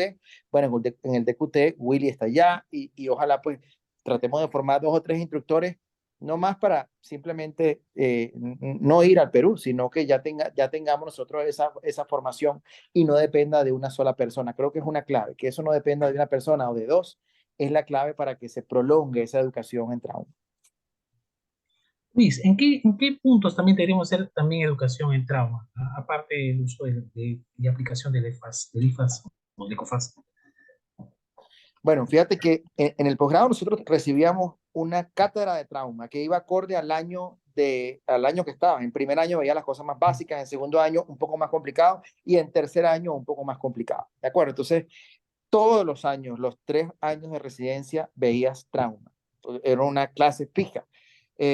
Pues al final, como tú ibas como por escalas, por escalones de complejidad, entonces el cirujano general se formaba con su cirugía general y operaba cualquier cantidad de cosas de cirugía general, pero también se formaba en paralelo con cirugía de trauma, pero era como por decir así, porque nuestro hospital lo permitía, porque operar un baleado cada 2 semanas no es factible.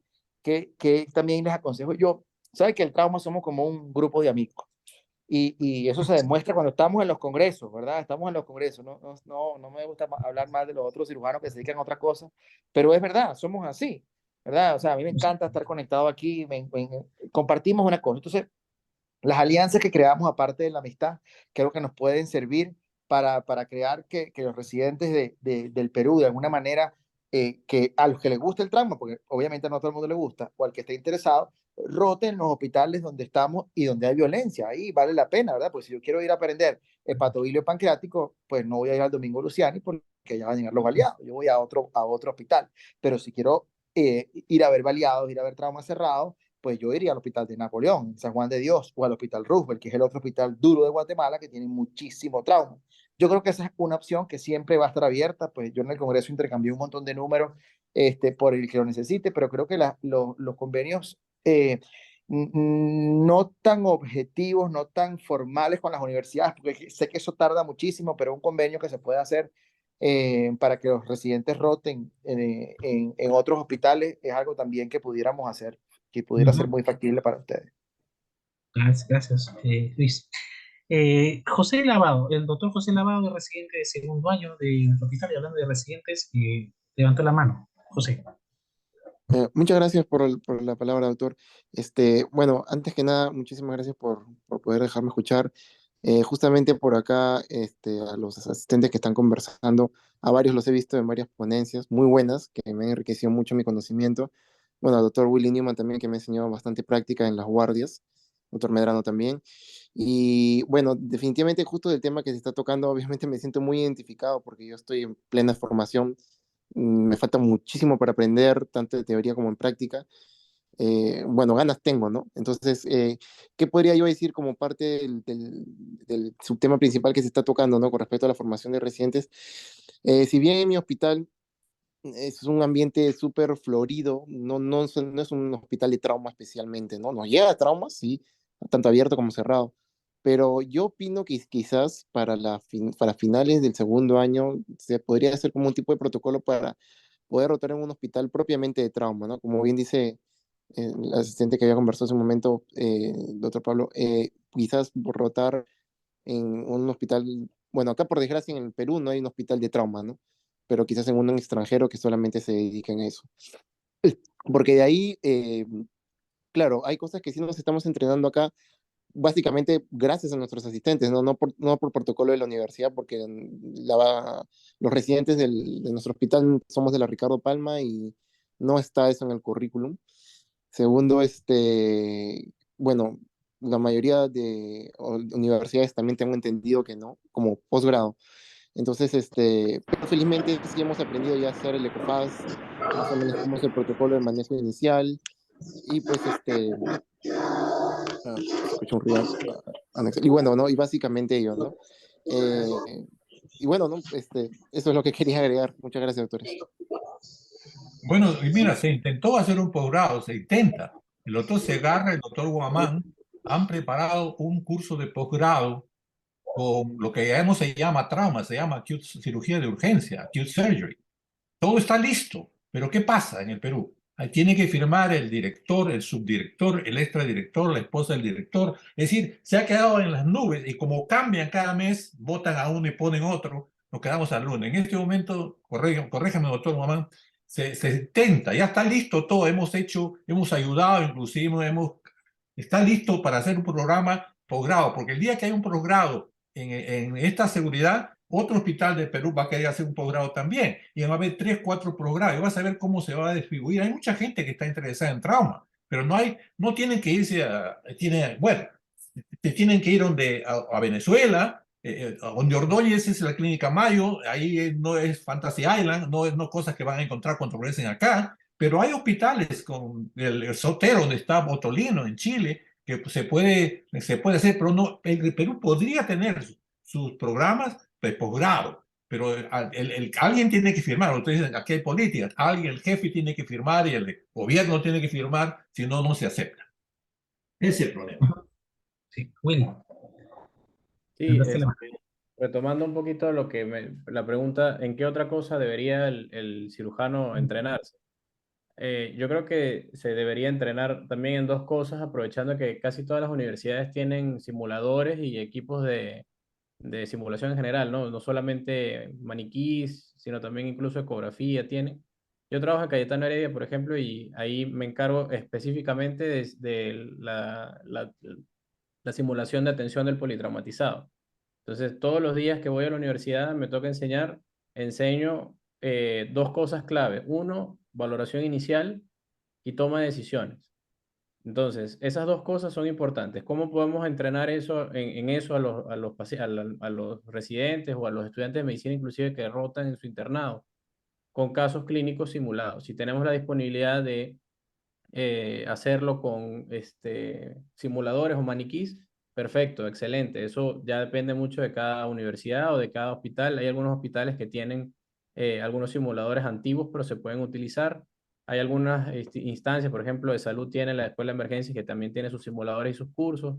Entonces, la atención del paciente, la práctica, cómo colocar el collarín, cómo hacer una faja pélvica, todo eso procedimental, la rotación, la movilización en bloque, cómo evaluar al paciente de cabezas a pies, en qué tiempo hacerlo, todo eso también debe formar parte del entrenamiento. Y la otra es la discusión de casos, no solamente presentar un caso, sino también hacerlos más interactivos. Nosotros estamos acostumbrados a hacer presentación de casos como simplemente ir desarrollando la evolución del paciente desde que llega, se opera, etcétera.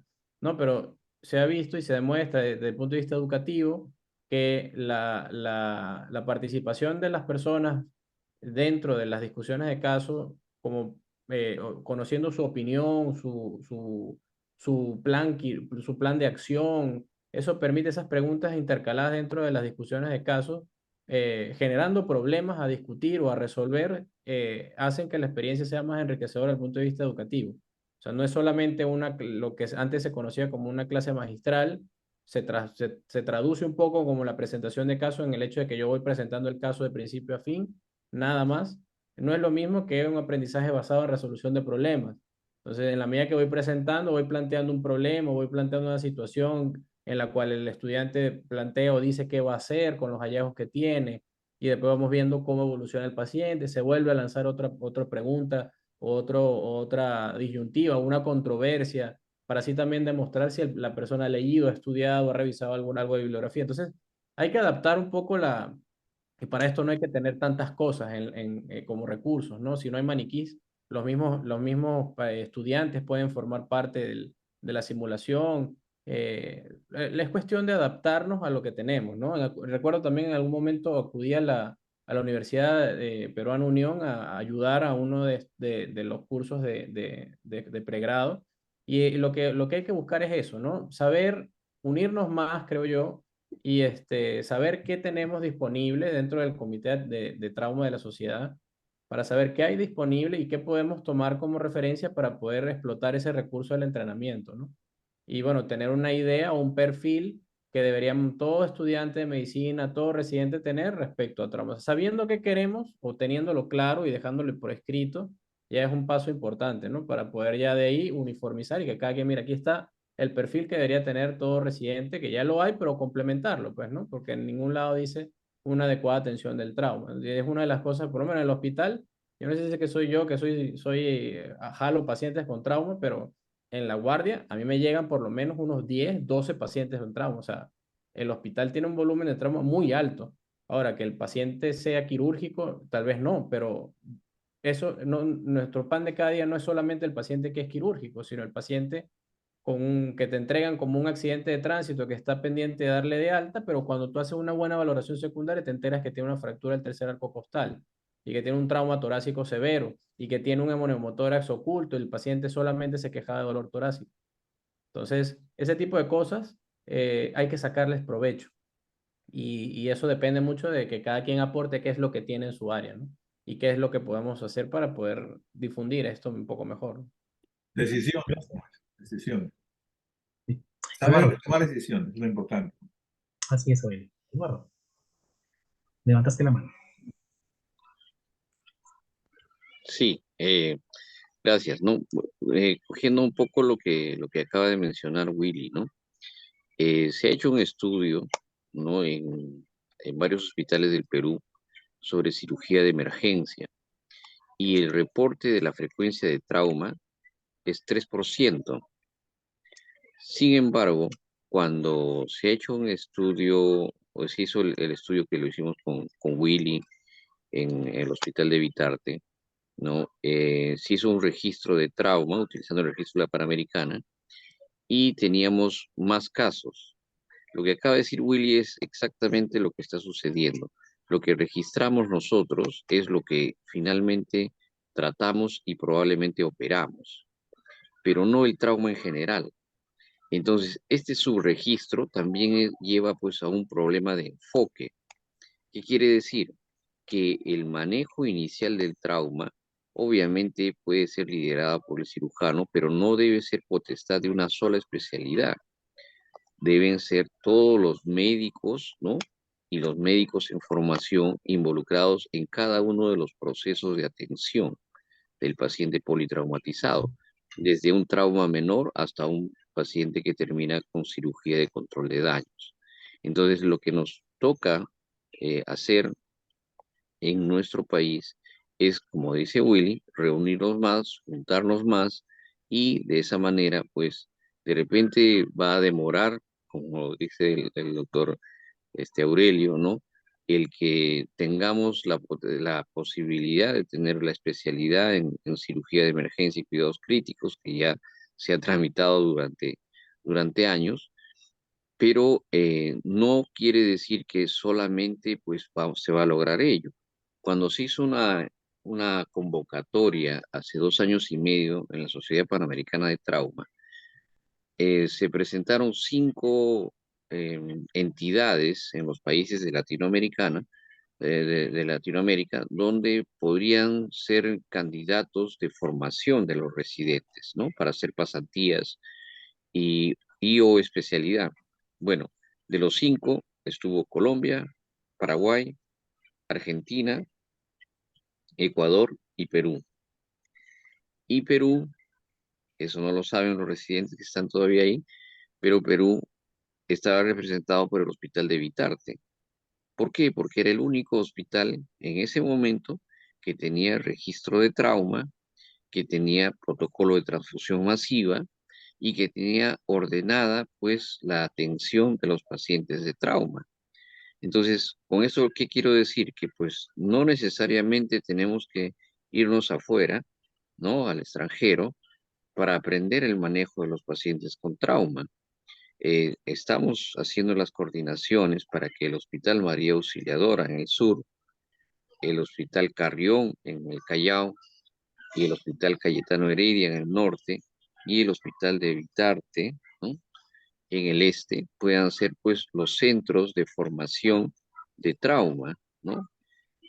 Obviamente una formación ordenada. Ahora, esta formación tiene que ser no solamente de trauma, debiera ser de cirugía de emergencia y trauma, ¿no? Porque la frecuencia de las patologías pueden venir, pues, muy distintas en algunos casos, ¿no? Y diferentes.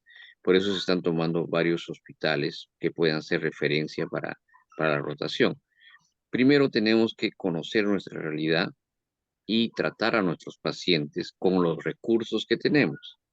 El ir a hospitales como Valle de Lili o al hospital de Richmond, en Virginia, ¿no? El de Miami, pues sí, nos van a dar una experiencia, pero no necesariamente va a ser aplicable a nuestra realidad. Entonces, por eso yo creo que es mejor, ¿no? Empezar a juntarnos, como dice Willy, ¿no? Y empezar a plantear algunos programas que sean muy fáciles y factibles de iniciar.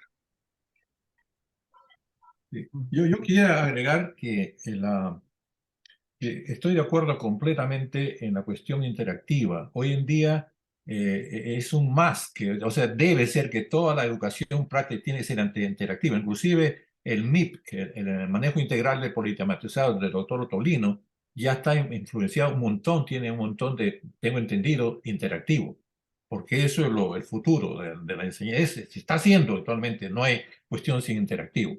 Y yo creo que tenemos que lograrlo acá en el Perú. No hay ni vuelta que darle que se puede hacer, se pueden formar instructores y ya no tiene que venir gente de la Panamericana, vendrá una persona, está seguro que no están cambiando las cosas, tiene que ser como la TLS, lo que dice, eso es lo que se va a enseñar, pero yo creo que es factible, es factible. Gracias, Aurelio. Existen algunos paradigmas todavía que se siguen manejando quizás en las emergencias, en nuestros hospitales, y esos paradigmas siguen todavía marcando cierta distancia con respecto a los conocimientos actuales sobre el manejo de trauma. Menciono algunos nada más con respecto, y para que nos quede claro, paradigmas como por ejemplo el uso de cristaloides, primero para poder estabilizar un paciente. A demanda, algunos todavía quedan con eso de 2 litros a chorro y no 1 litro como dice la TLS, aunque también últimamente ya cambia la cosa. Lo otro, por ejemplo, es que, bueno, cuando nos dicen en una de las recomendaciones la temperatura óptica, pues generalmente la temperatura no la medimos al paciente de trauma, no he visto hacer ese gesto. Y otro, por ejemplo, es poligelina o uso de poligelina a los pacientes que están llegando a una inestabilidad hemodinámica. Ahí van 3 paradigmas. Sobre estos 3 paradigmas de cristaloides, la poligelina y la no medida de temperatura. ¿Qué opinas, Luis? ¿Qué debemos cambiar de repente, no? Luis Richard.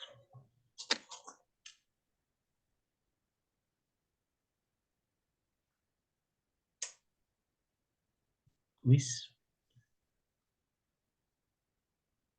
Para que se conecte entonces, Willy Newman. Willy.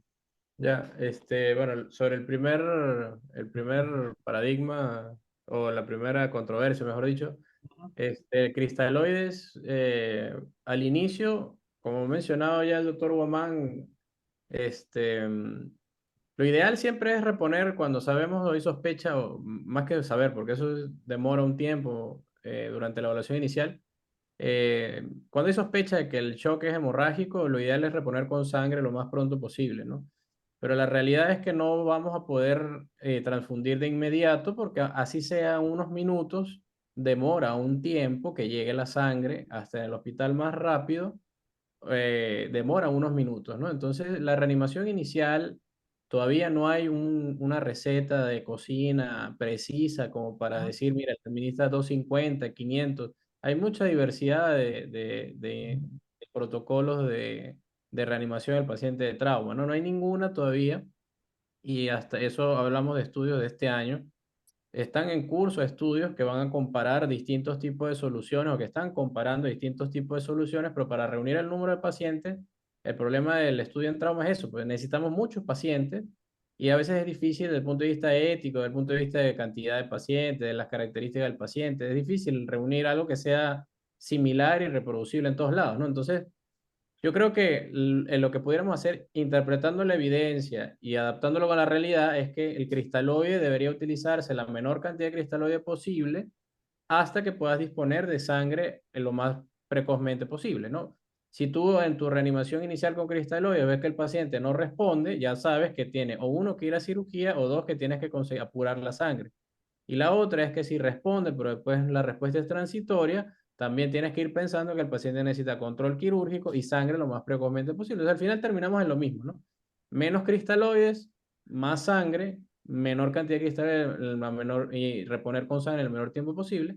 Y el control quirúrgico pronto cuando es ya detectado que el paciente no es respondedor o es respondedor transitorio. La segunda controversia que mencionaste, creo que era poligelina, ya. Hay estudios que ya no son tan nuevos, pero sí hay estudios un poco ya de 2018 para acá, que justamente revisamos para el consenso, donde la poligelina no tenía ningún beneficio sobre el cloruro, el cristaloide, el normal, el cloruro de sodio, el ríngel lactato. Entonces, hay algunas poligelinas que son peores que otras, no todas son iguales. Entonces, no todas las gelatinas son iguales. Hay algunas que han demostrado incluso que incrementan la mortalidad en los pacientes con shock en general. Tampoco hacen mucho énfasis en el shock hemorrágico, pero en general hay que tratar a cada paciente de forma distinta. Entonces, en lo particular, la poligelina no está tampoco tan distribuida en todas las emergencias, en el prehospitalario tampoco, a lo mucho tendrán un frasco y es demasiado.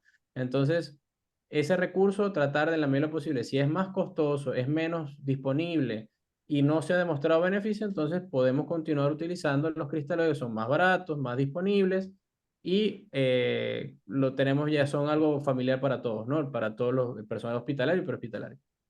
La otra controversia, ¿me recuerdas la tercera que mencionaste? La temperatura La temperatura, óptica. mira, la temperatura óptica fue algo que mencionó el maestro Basilio y me dijo, en ese momento justamente lo colocamos porque él fue muy enfático en eso, porque a pesar de que, y revisando la literatura es bien interesante que hay artículos que sí utilizan eso porque es una especie de medición de temperatura central que es fácilmente medible, porque la temperatura central, ¿de dónde la sacamos? Temperatura transesofágica, transrectal, otros instrumentos un poco más complejos o más difíciles de medir.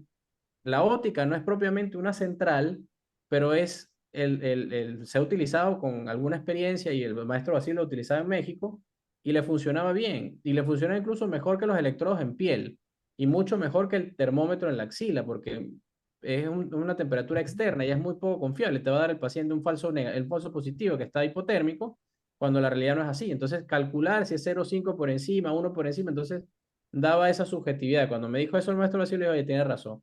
Yo en lo particular nunca lo he utilizado. No es lo mismo que uno de esos termómetros infrarrojos que se utilizan para la frente, lo que se usó el COVID, no.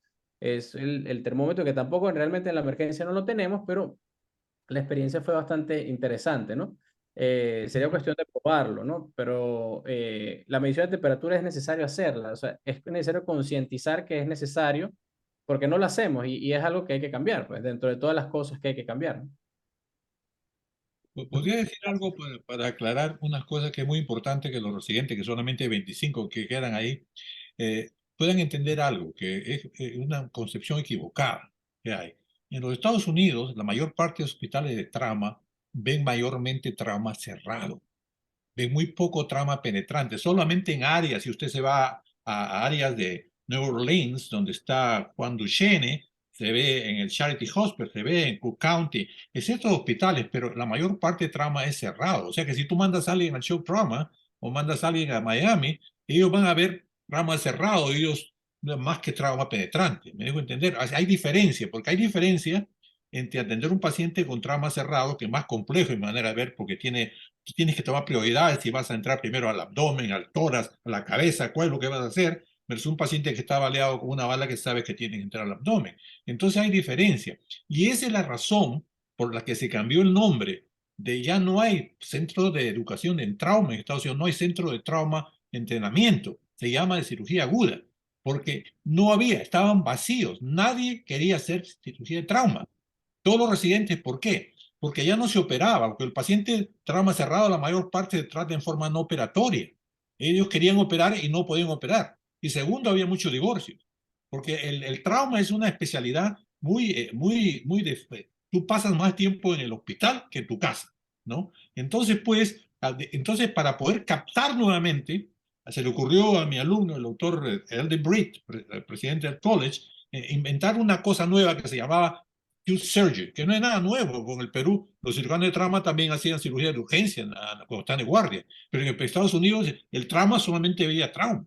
Entonces, por eso se cambió el nombre. Por eso yo pienso que tienen que pensar muy bien que no todos los sitios de trauma en Estados Unidos ven un montón trauma penetrante. Yo estuve en el último año que hice como cirujano de trauma, lo tomé porque me pagaba un montón de plata, pasé un solo día en 2 años, me llamaron para un paciente con trauma penetrante. En un centro de trauma categoría 1 en Estados Unidos. Para que sepan ustedes, no todo lo que ustedes ven, que leen, sí, que trauma. Ustedes tienen más experiencia aquí en Sudamérica en trauma penetrante que en los Estados Unidos. Inclusive, opuesto en Europa, cuando me dice Tolino hablan de trauma penetrante en Europa, les encanta porque ellos no están acostumbrados a ver eso. Ellos ven más trauma cerrado, ¿no? A menos que te vayas pues a un centro donde te cuchillan ahí en España, donde están, qué sé yo. Bueno, es importante. Gracias, Aurelio. Luis, levantaste la mano y luego Eduardo. Sí, perdón, hay que no me funcionaba el micrófono, Joan. Mira, yo solamente voy a aportar algo a la controversia del líquido, que como bien dice Willy, pues todavía, fíjate que no ha salido una nueva edición de la TLS que diga cuánto, ¿verdad? Creo que va a ser difícil encajonar al paciente para un número, pero lo que yo sí creo que debemos vender, que sé que todavía no se hace en todo, o sea, no se ha vuelto universal para todos los hospitales, es la hipotensión permisiva. No solamente a los médicos venderle la hipotensión permisiva, sino vendérsela al paramédico, a esa persona que va a llevar el paciente al hospital, que lo recibe, probablemente ojalá tenga algo de monitorización, que pueda haber algún tipo de signo vital y que lo vea pues con unos signos vitales no estables, ¿verdad? No dentro de lo normales, y él trate de recuperarlo infundiendo líquido y al final ese paciente llega con 500, con 1000 cc de una solución cristaloide, que lo que hace es complicarlo. Entonces, pues yo extiendo eso del concepto de hipotensión permisiva, que sí está bien objetivizado, que sabemos que las cifras son de sistólica 90 y de media 65. ¿A quién se la podemos hacer, verdad? Que es al paciente, pues, que está baleado se le hace, al trauma cerrado se le hace, pero más importante, a quién no, al trauma craneoencefálico no, a la embarazada no, a los extremos de la vida no. Yo creo que eso es como de los primeros pasos más grandes y más importantes que ha tenido los avances de la reanimación restrictiva, de esa reanimación de control de daño para lograr que los pacientes no se compliquen tanto en la fase 2. Pero hay otra razón, hay otra razón. Aquí, ¿quién escribió el primer papel de la cuestión permisiva? ¿Quién? Un tipo que era su residente y Matos. Pero están hablando de pacientes apuñalados y abaleados a 2 cuadras del hospital. Pero no están hablando de un paciente que está pues a media hora, lo tiene en la ambulancia. Ese paciente en media hora en la ambulancia no lo vas a tener con presión de 20, 30, 40 siendo permisiva. Eso hay que pensarlo. Eso ha sido la controversia que yo entiendo con Estados Unidos. Un momentito. Esto me metiste en matos porque está hablando de pacientes que están a 3 cuadras. Pero si el paciente pues viene lo están trayendo de San Juan del Lurigancho, lo van a traer a Loaiza, pues, y con el contexto, ese no va a permitir pues 2 horas de viaje en la ambulancia con presión permisiva. Hay que pensar. Acuérdense que todos los números que hemos mencionado hoy día, a las 3 de la mañana, después de 40 años de trauma, yo no me acuerdo. La clasificación 1 del shock, clasificación 2, clasificación 3. Yo estoy pensando rápidamente qué es lo que voy a hacer. Acuérdense, se dan cuenta ustedes que esto lo han escrito a posteriori. Los que escribieron esto no estaban pensando. Eso lo escribieron para hacer el libro, lo escribieron todas las clasificaciones y para enseñar a la TLS. Pero la verdad es que a las 3 de la mañana usted tiene que pensar lo que está diciendo Willy, enseñar a tomar decisiones. ¿Qué es lo que voy a hacer esto? ¿A dónde entro? ¿Al abdomen, al tórax? ¿Lo opero, no lo opero? ¿Y qué es lo que voy pensando? ¿Qué es lo que voy a hacer? Esas son las cosas en trauma que tú vas aprendiendo con el tiempo, pero para eso tienes que ir cada año, a primer año de residencia, rotar, segundo año, vas aprendiendo. Cuando llegas al 4.º, eres jefe de residentes, tú ya eres prácticamente un cirujano de trauma. Entonces, el que le gusta, hace todavía 2 años más de especialidad en trauma. Entonces ya es completa. Para responder tu pregunta de la enseñanza en trauma. Gracias. Eduardo. Sí, interesantísimo la discusión. Y bueno, sí, la verdad es que hay que conocer un poquito la realidad de cada La país realidad, y de la cada realidad ciudad. local. Eso es muy, muy condicionante a las recomendaciones que se puedan dar, ¿no? La mejor forma de reanimación es la que se da, ¿no? El problema está en que no reanimas al paciente, es decir, el paciente no identificas la gravedad del cuadro y no tienes el acceso a esa reanimación. Entonces, lo primero que tenemos que hacer es reanimar al paciente, ¿no? Identificar que necesita ello. Luego, cuando el paciente llega a emergencia, pues lo ideal es una vía endovenosa, ¿no? Catéter corto, muy grueso, 14-16. Yo dicto cursos y en nuestro país casi nadie usa 14-16 en las emergencias. Son muy pocos los hospitales que, contados con los dedos de la mano, que usan este catéter. Entonces, el 18 está bien, sobre todo ahora que estamos tratando de dar menor volumen de cristaloides. Ahora, ¿cuánto dar? Lo que recomienda TLS hasta ahora es 1000 por 2 vías, 2 accesos. 1000 de qué? De solución fisiológica, o sea, el cloruro de sodio o lactato Ringer. ¿Qué tenemos en el país? Solución fisiológica, cloruro de sodio. Entonces, eso es lo que hay que dar, que sí, que puede dar una acidosis hiperclorémica, sí, pero con volúmenes mayores. Entonces, yo creo que estamos en un margen seguro de ese tipo de reanimación. Seguir dando, pasar más volumen, pues va a depender de las metas que tengamos. La principal es una reacción muy fácil, ¿no? En base al índice de shock o en base a la reducción de la taquicardia o en base al incremento de la presión arterial, pues listo, ¿no? De esa manera empezamos a controlar la reanimación. Lo que no se quiere es, obviamente, llevar al extremo de pasar demasiado volumen que puede llevar a injuria pulmonar, a edema, a trastornos de coagulación, hipotermia. Entonces, si uno más o menos controla esta sobrereanimación, yo creo que vamos a estar bien encaminados. Ahora, la temperatura, sí, lo ideal obviamente es en el conducto auditivo externo, ¿no? Pero muy fácilmente ahora las pistolas que hemos utilizado para medir de manera eléctrica, ¿no? Con esas pistolas ópticas para medir la temperatura, pues está bien. Lo importante es que lo usen. ¿Qué tenemos que determinar? No que tenga fiebre, sino que tenga hipotermia, ¿no? Entonces, eso es lo que nos va a predecir sobre ello. Y un concepto que es importantísimo tener es que cada vez que se le ponga la vía, pues tomar la muestra de sangre para poder hacer las pruebas cruzadas y el grupo sanguíneo, ¿no? ¿Por qué? Porque esto nos va a ayudar muchísimo a tomar las decisiones. Si un paciente con trauma está en shock, ese paciente necesita sangre. Si no tenemos sangre en el hospital, pues coordinar inmediatamente la transferencia. No hay que darle más demora en el tratamiento. Si nosotros tenemos un paciente que está en shock y le tomamos la muestra, le ponemos una vía, pero no hemos tomado la muestra de sangre, entonces pues no vamos a poder hacer las pruebas cruzadas y de poder activar cualquier protocolo de transfusión.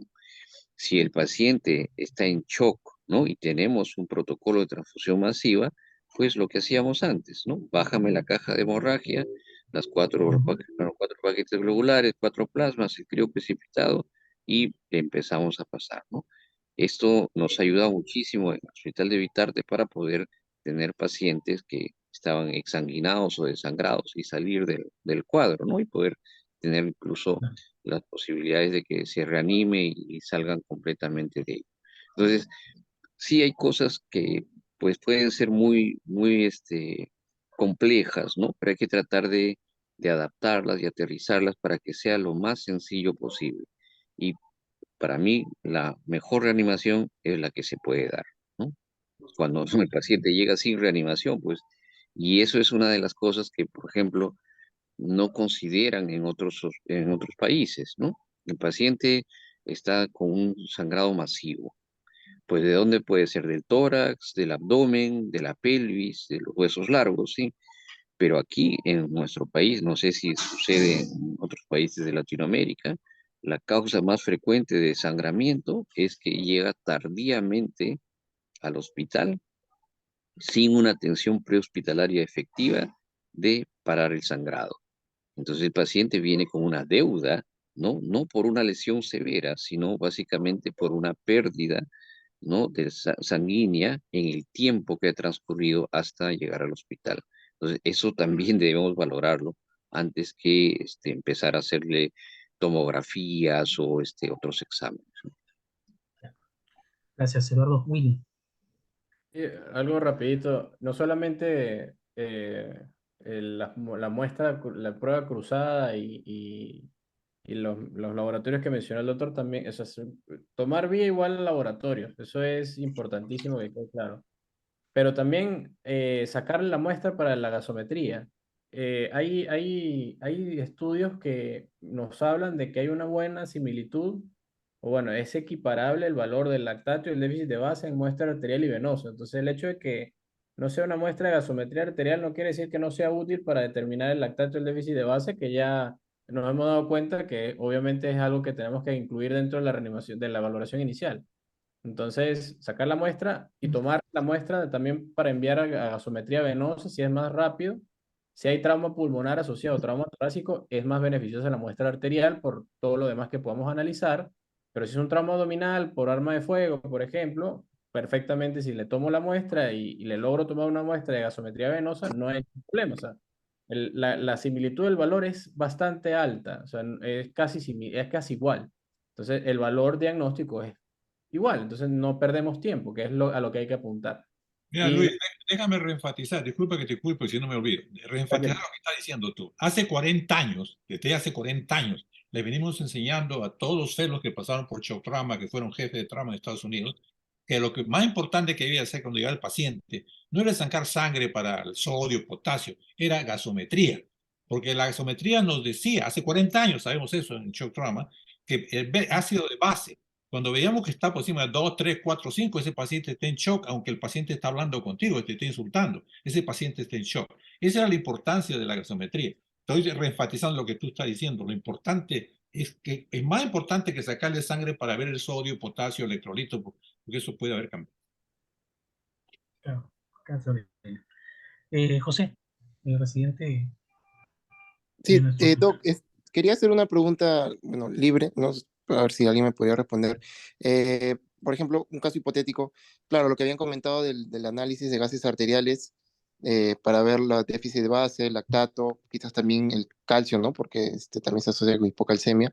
El uso del ácido tranexámico, doctor, se bien dice, ¿no? En las primeras 3 horas de sangrado, utilizar, ¿no? 1 gramo de cada 8 horas endovenoso. Las primeras 24 horas, supongamos que el paciente es un paciente quirúrgico, entra a sala, ya pasaron más de 24 horas, todavía tiene uso, pese porque se ha hecho manipulación, supongamos un empaquetamiento, rafia del hígado, etc. Continuar después de 24 horas, quizás un día más de ácido tranexámico, o ya, a pese a lo que pase 24 horas, ahí lo suspendo.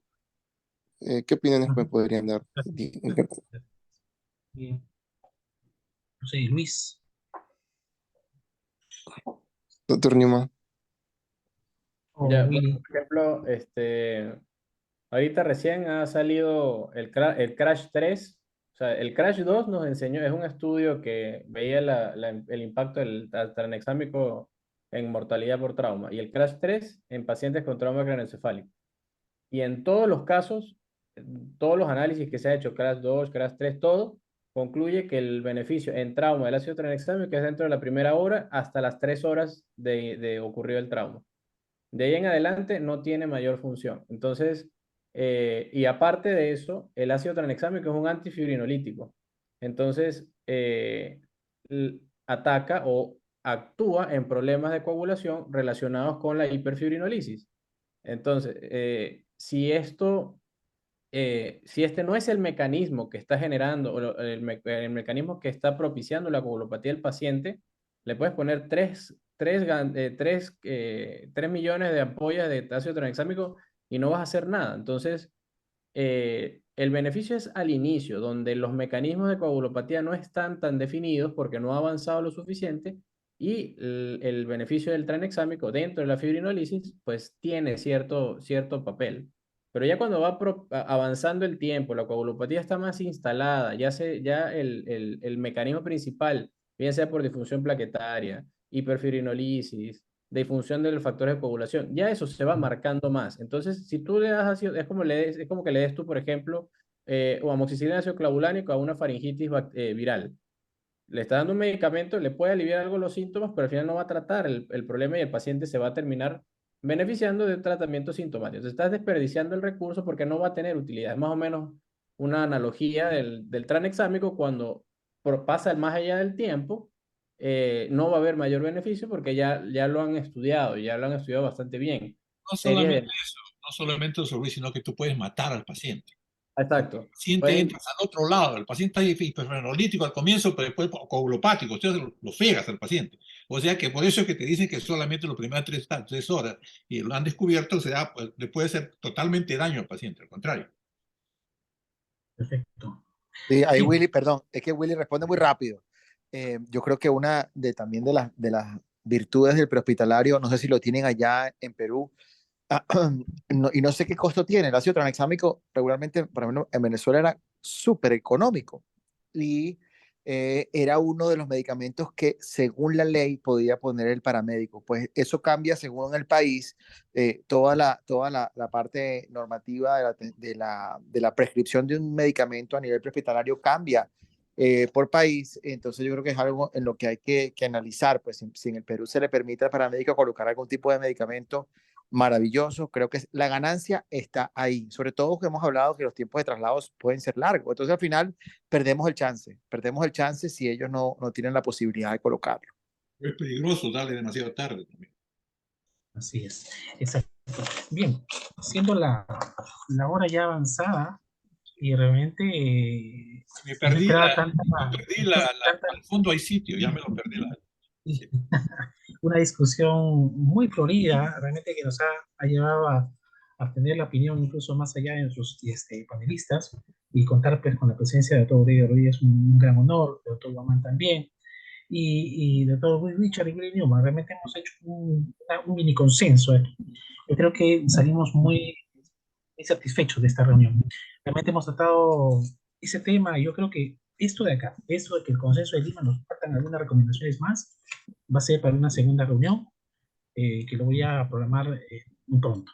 Yo agradezco de corazón a todos nuestros panelistas y además invitados.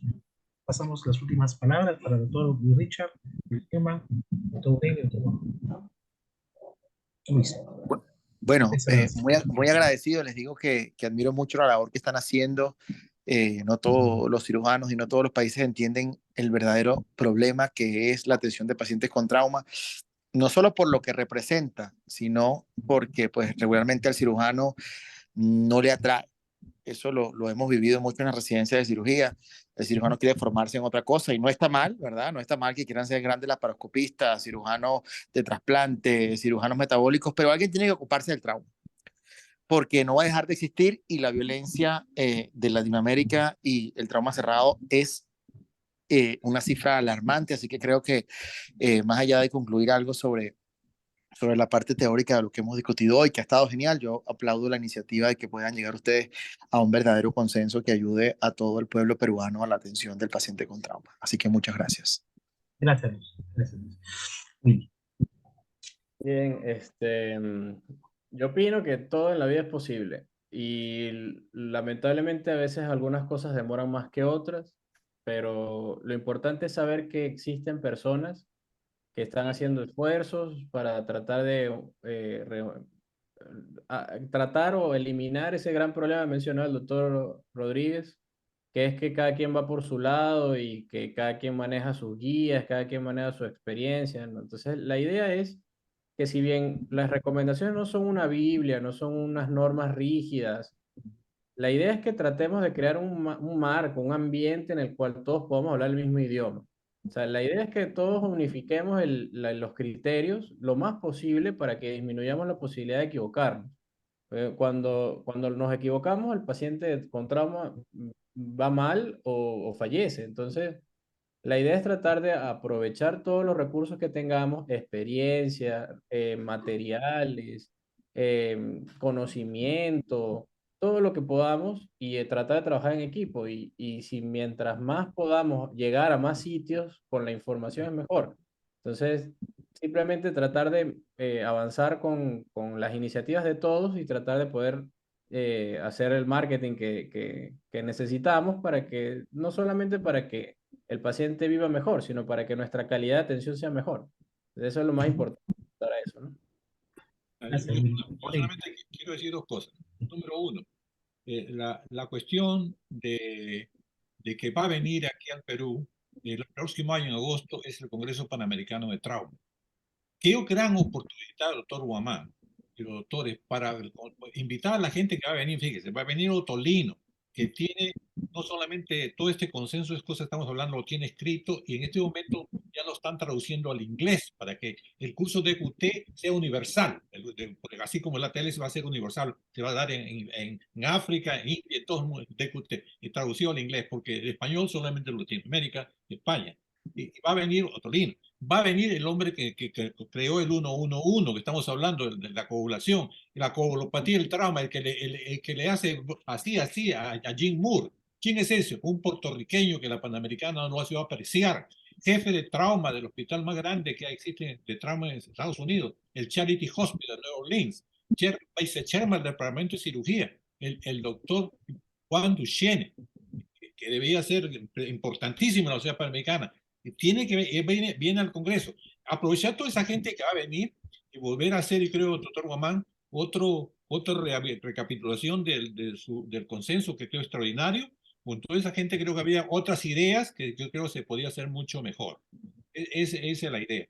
Y la primera cosa que ya no viene, porque el alemán ya me está agarrando, ¿no? El Alzheimer. Así que no me estoy olvidando de las cosas. Pero yo creo que esta es la gran oportunidad que tenemos para hablar nuevamente, y como en todo en el Perú, ¿no? Cuando una persona una cosa lo hace, el otro un poquito envidioso también quiere hacerlo. Entonces hay que actuar en grupo. Ojalá que, digamos, pues esto no solamente la gente que es amiga de Guamán o la gente que es amiga de Ortega, no, tiene que ser, esto es para el Perú, tenemos que hacerlo como un grupo de Perú. Por último, quiero decir lo que lo admiro a Luis, no a Luis, sino a Willy, porque a pesar que él tiene que trabajar en 5 hospitales, estaba como yo, cuando estaba yo vendía leche, se llama anatomía, tenía 3 hijos ya y todavía no había terminado medicina. Él trabaja como en 3, 4 hospitales para poder vivir, y encima de eso enseña en la universidad. Es admirable lo que está haciendo Luis. Habla un poquito menos, un poquito abogado, pero está perfectamente, Luis. Te felicito. Gracias, Aurelio. Eduardo. Bueno, pues agradecer a la participación de todos, y sí, yo creo que hay que hablar con Pablo, ¿no? No lo encuentro ahora en el chat, pero hay que hablar con él para que se haga un curso, un DQT, no solamente para, para alumnos, sino un DQT para los instructores, ¿no? Entonces ya empezar a avanzar un poco más en ello. Y me parece genial que tengamos todos esos invitados, y como les digo, ¿no? El consenso tiene que actualizarse definitivamente, pero siempre eh, centrado y planeado a nuestra realidad, ¿no? Tanto latinoamericana como peruana, porque obviamente se trata de que tengamos coincidencias en varios puntos, ¿no? Con realidades muy semejantes: Ecuador, Argentina, Bolivia. Y bueno, no más que agradecerles, y estamos preparando todo para el próximo año, y esperamos tenerlos todos aquí, ¿no? Y será un motivo para que nos conversemos y visitemos muchas cosas que puede ofrecer nuestro país, ¿no? Entonces nos estaremos viendo, y gracias por estar aquí, ¿no? Muy bonita la reunión. Les agradezco. Gracias. Gracias, Eduardo. Gracias, Aurelio. Gracias, Willy. Gracias, Luis. Y a todos bueno, a nuestro público también, que aguantó hasta esta hora, ya de 40, bajamos a 20, pero nos vamos satisfechos de poder entender aún más, acercarnos a este conocimiento del consenso, a que existen recomendaciones, a que existen pautas, que nada está escrito, que tenemos que de repente ajustar la realidad de cada uno de nosotros, de nuestros servicios, en nuestros hospitales o en nuestras realidades locales, y que esto en sí no está, es modificable, y podemos, pero tiene un rumbo ideal, tiene un solo rumbo, ¿no? El manejo del paciente de trauma y el salvar más vidas, por ejemplo, ¿no? Ese es el más importante. Bueno, muchas gracias a todos y nos estamos viendo en una próxima oportunidad. Gracias. Gracias a todos. Gracias. Gracias, Maestro Gracias. Guzmán. Gracias, doctor Medrano. Gracias, Willy. Gracias. Gracias a todos. Buenas Buenas noches. noches. Buenas noches. Buenas noches.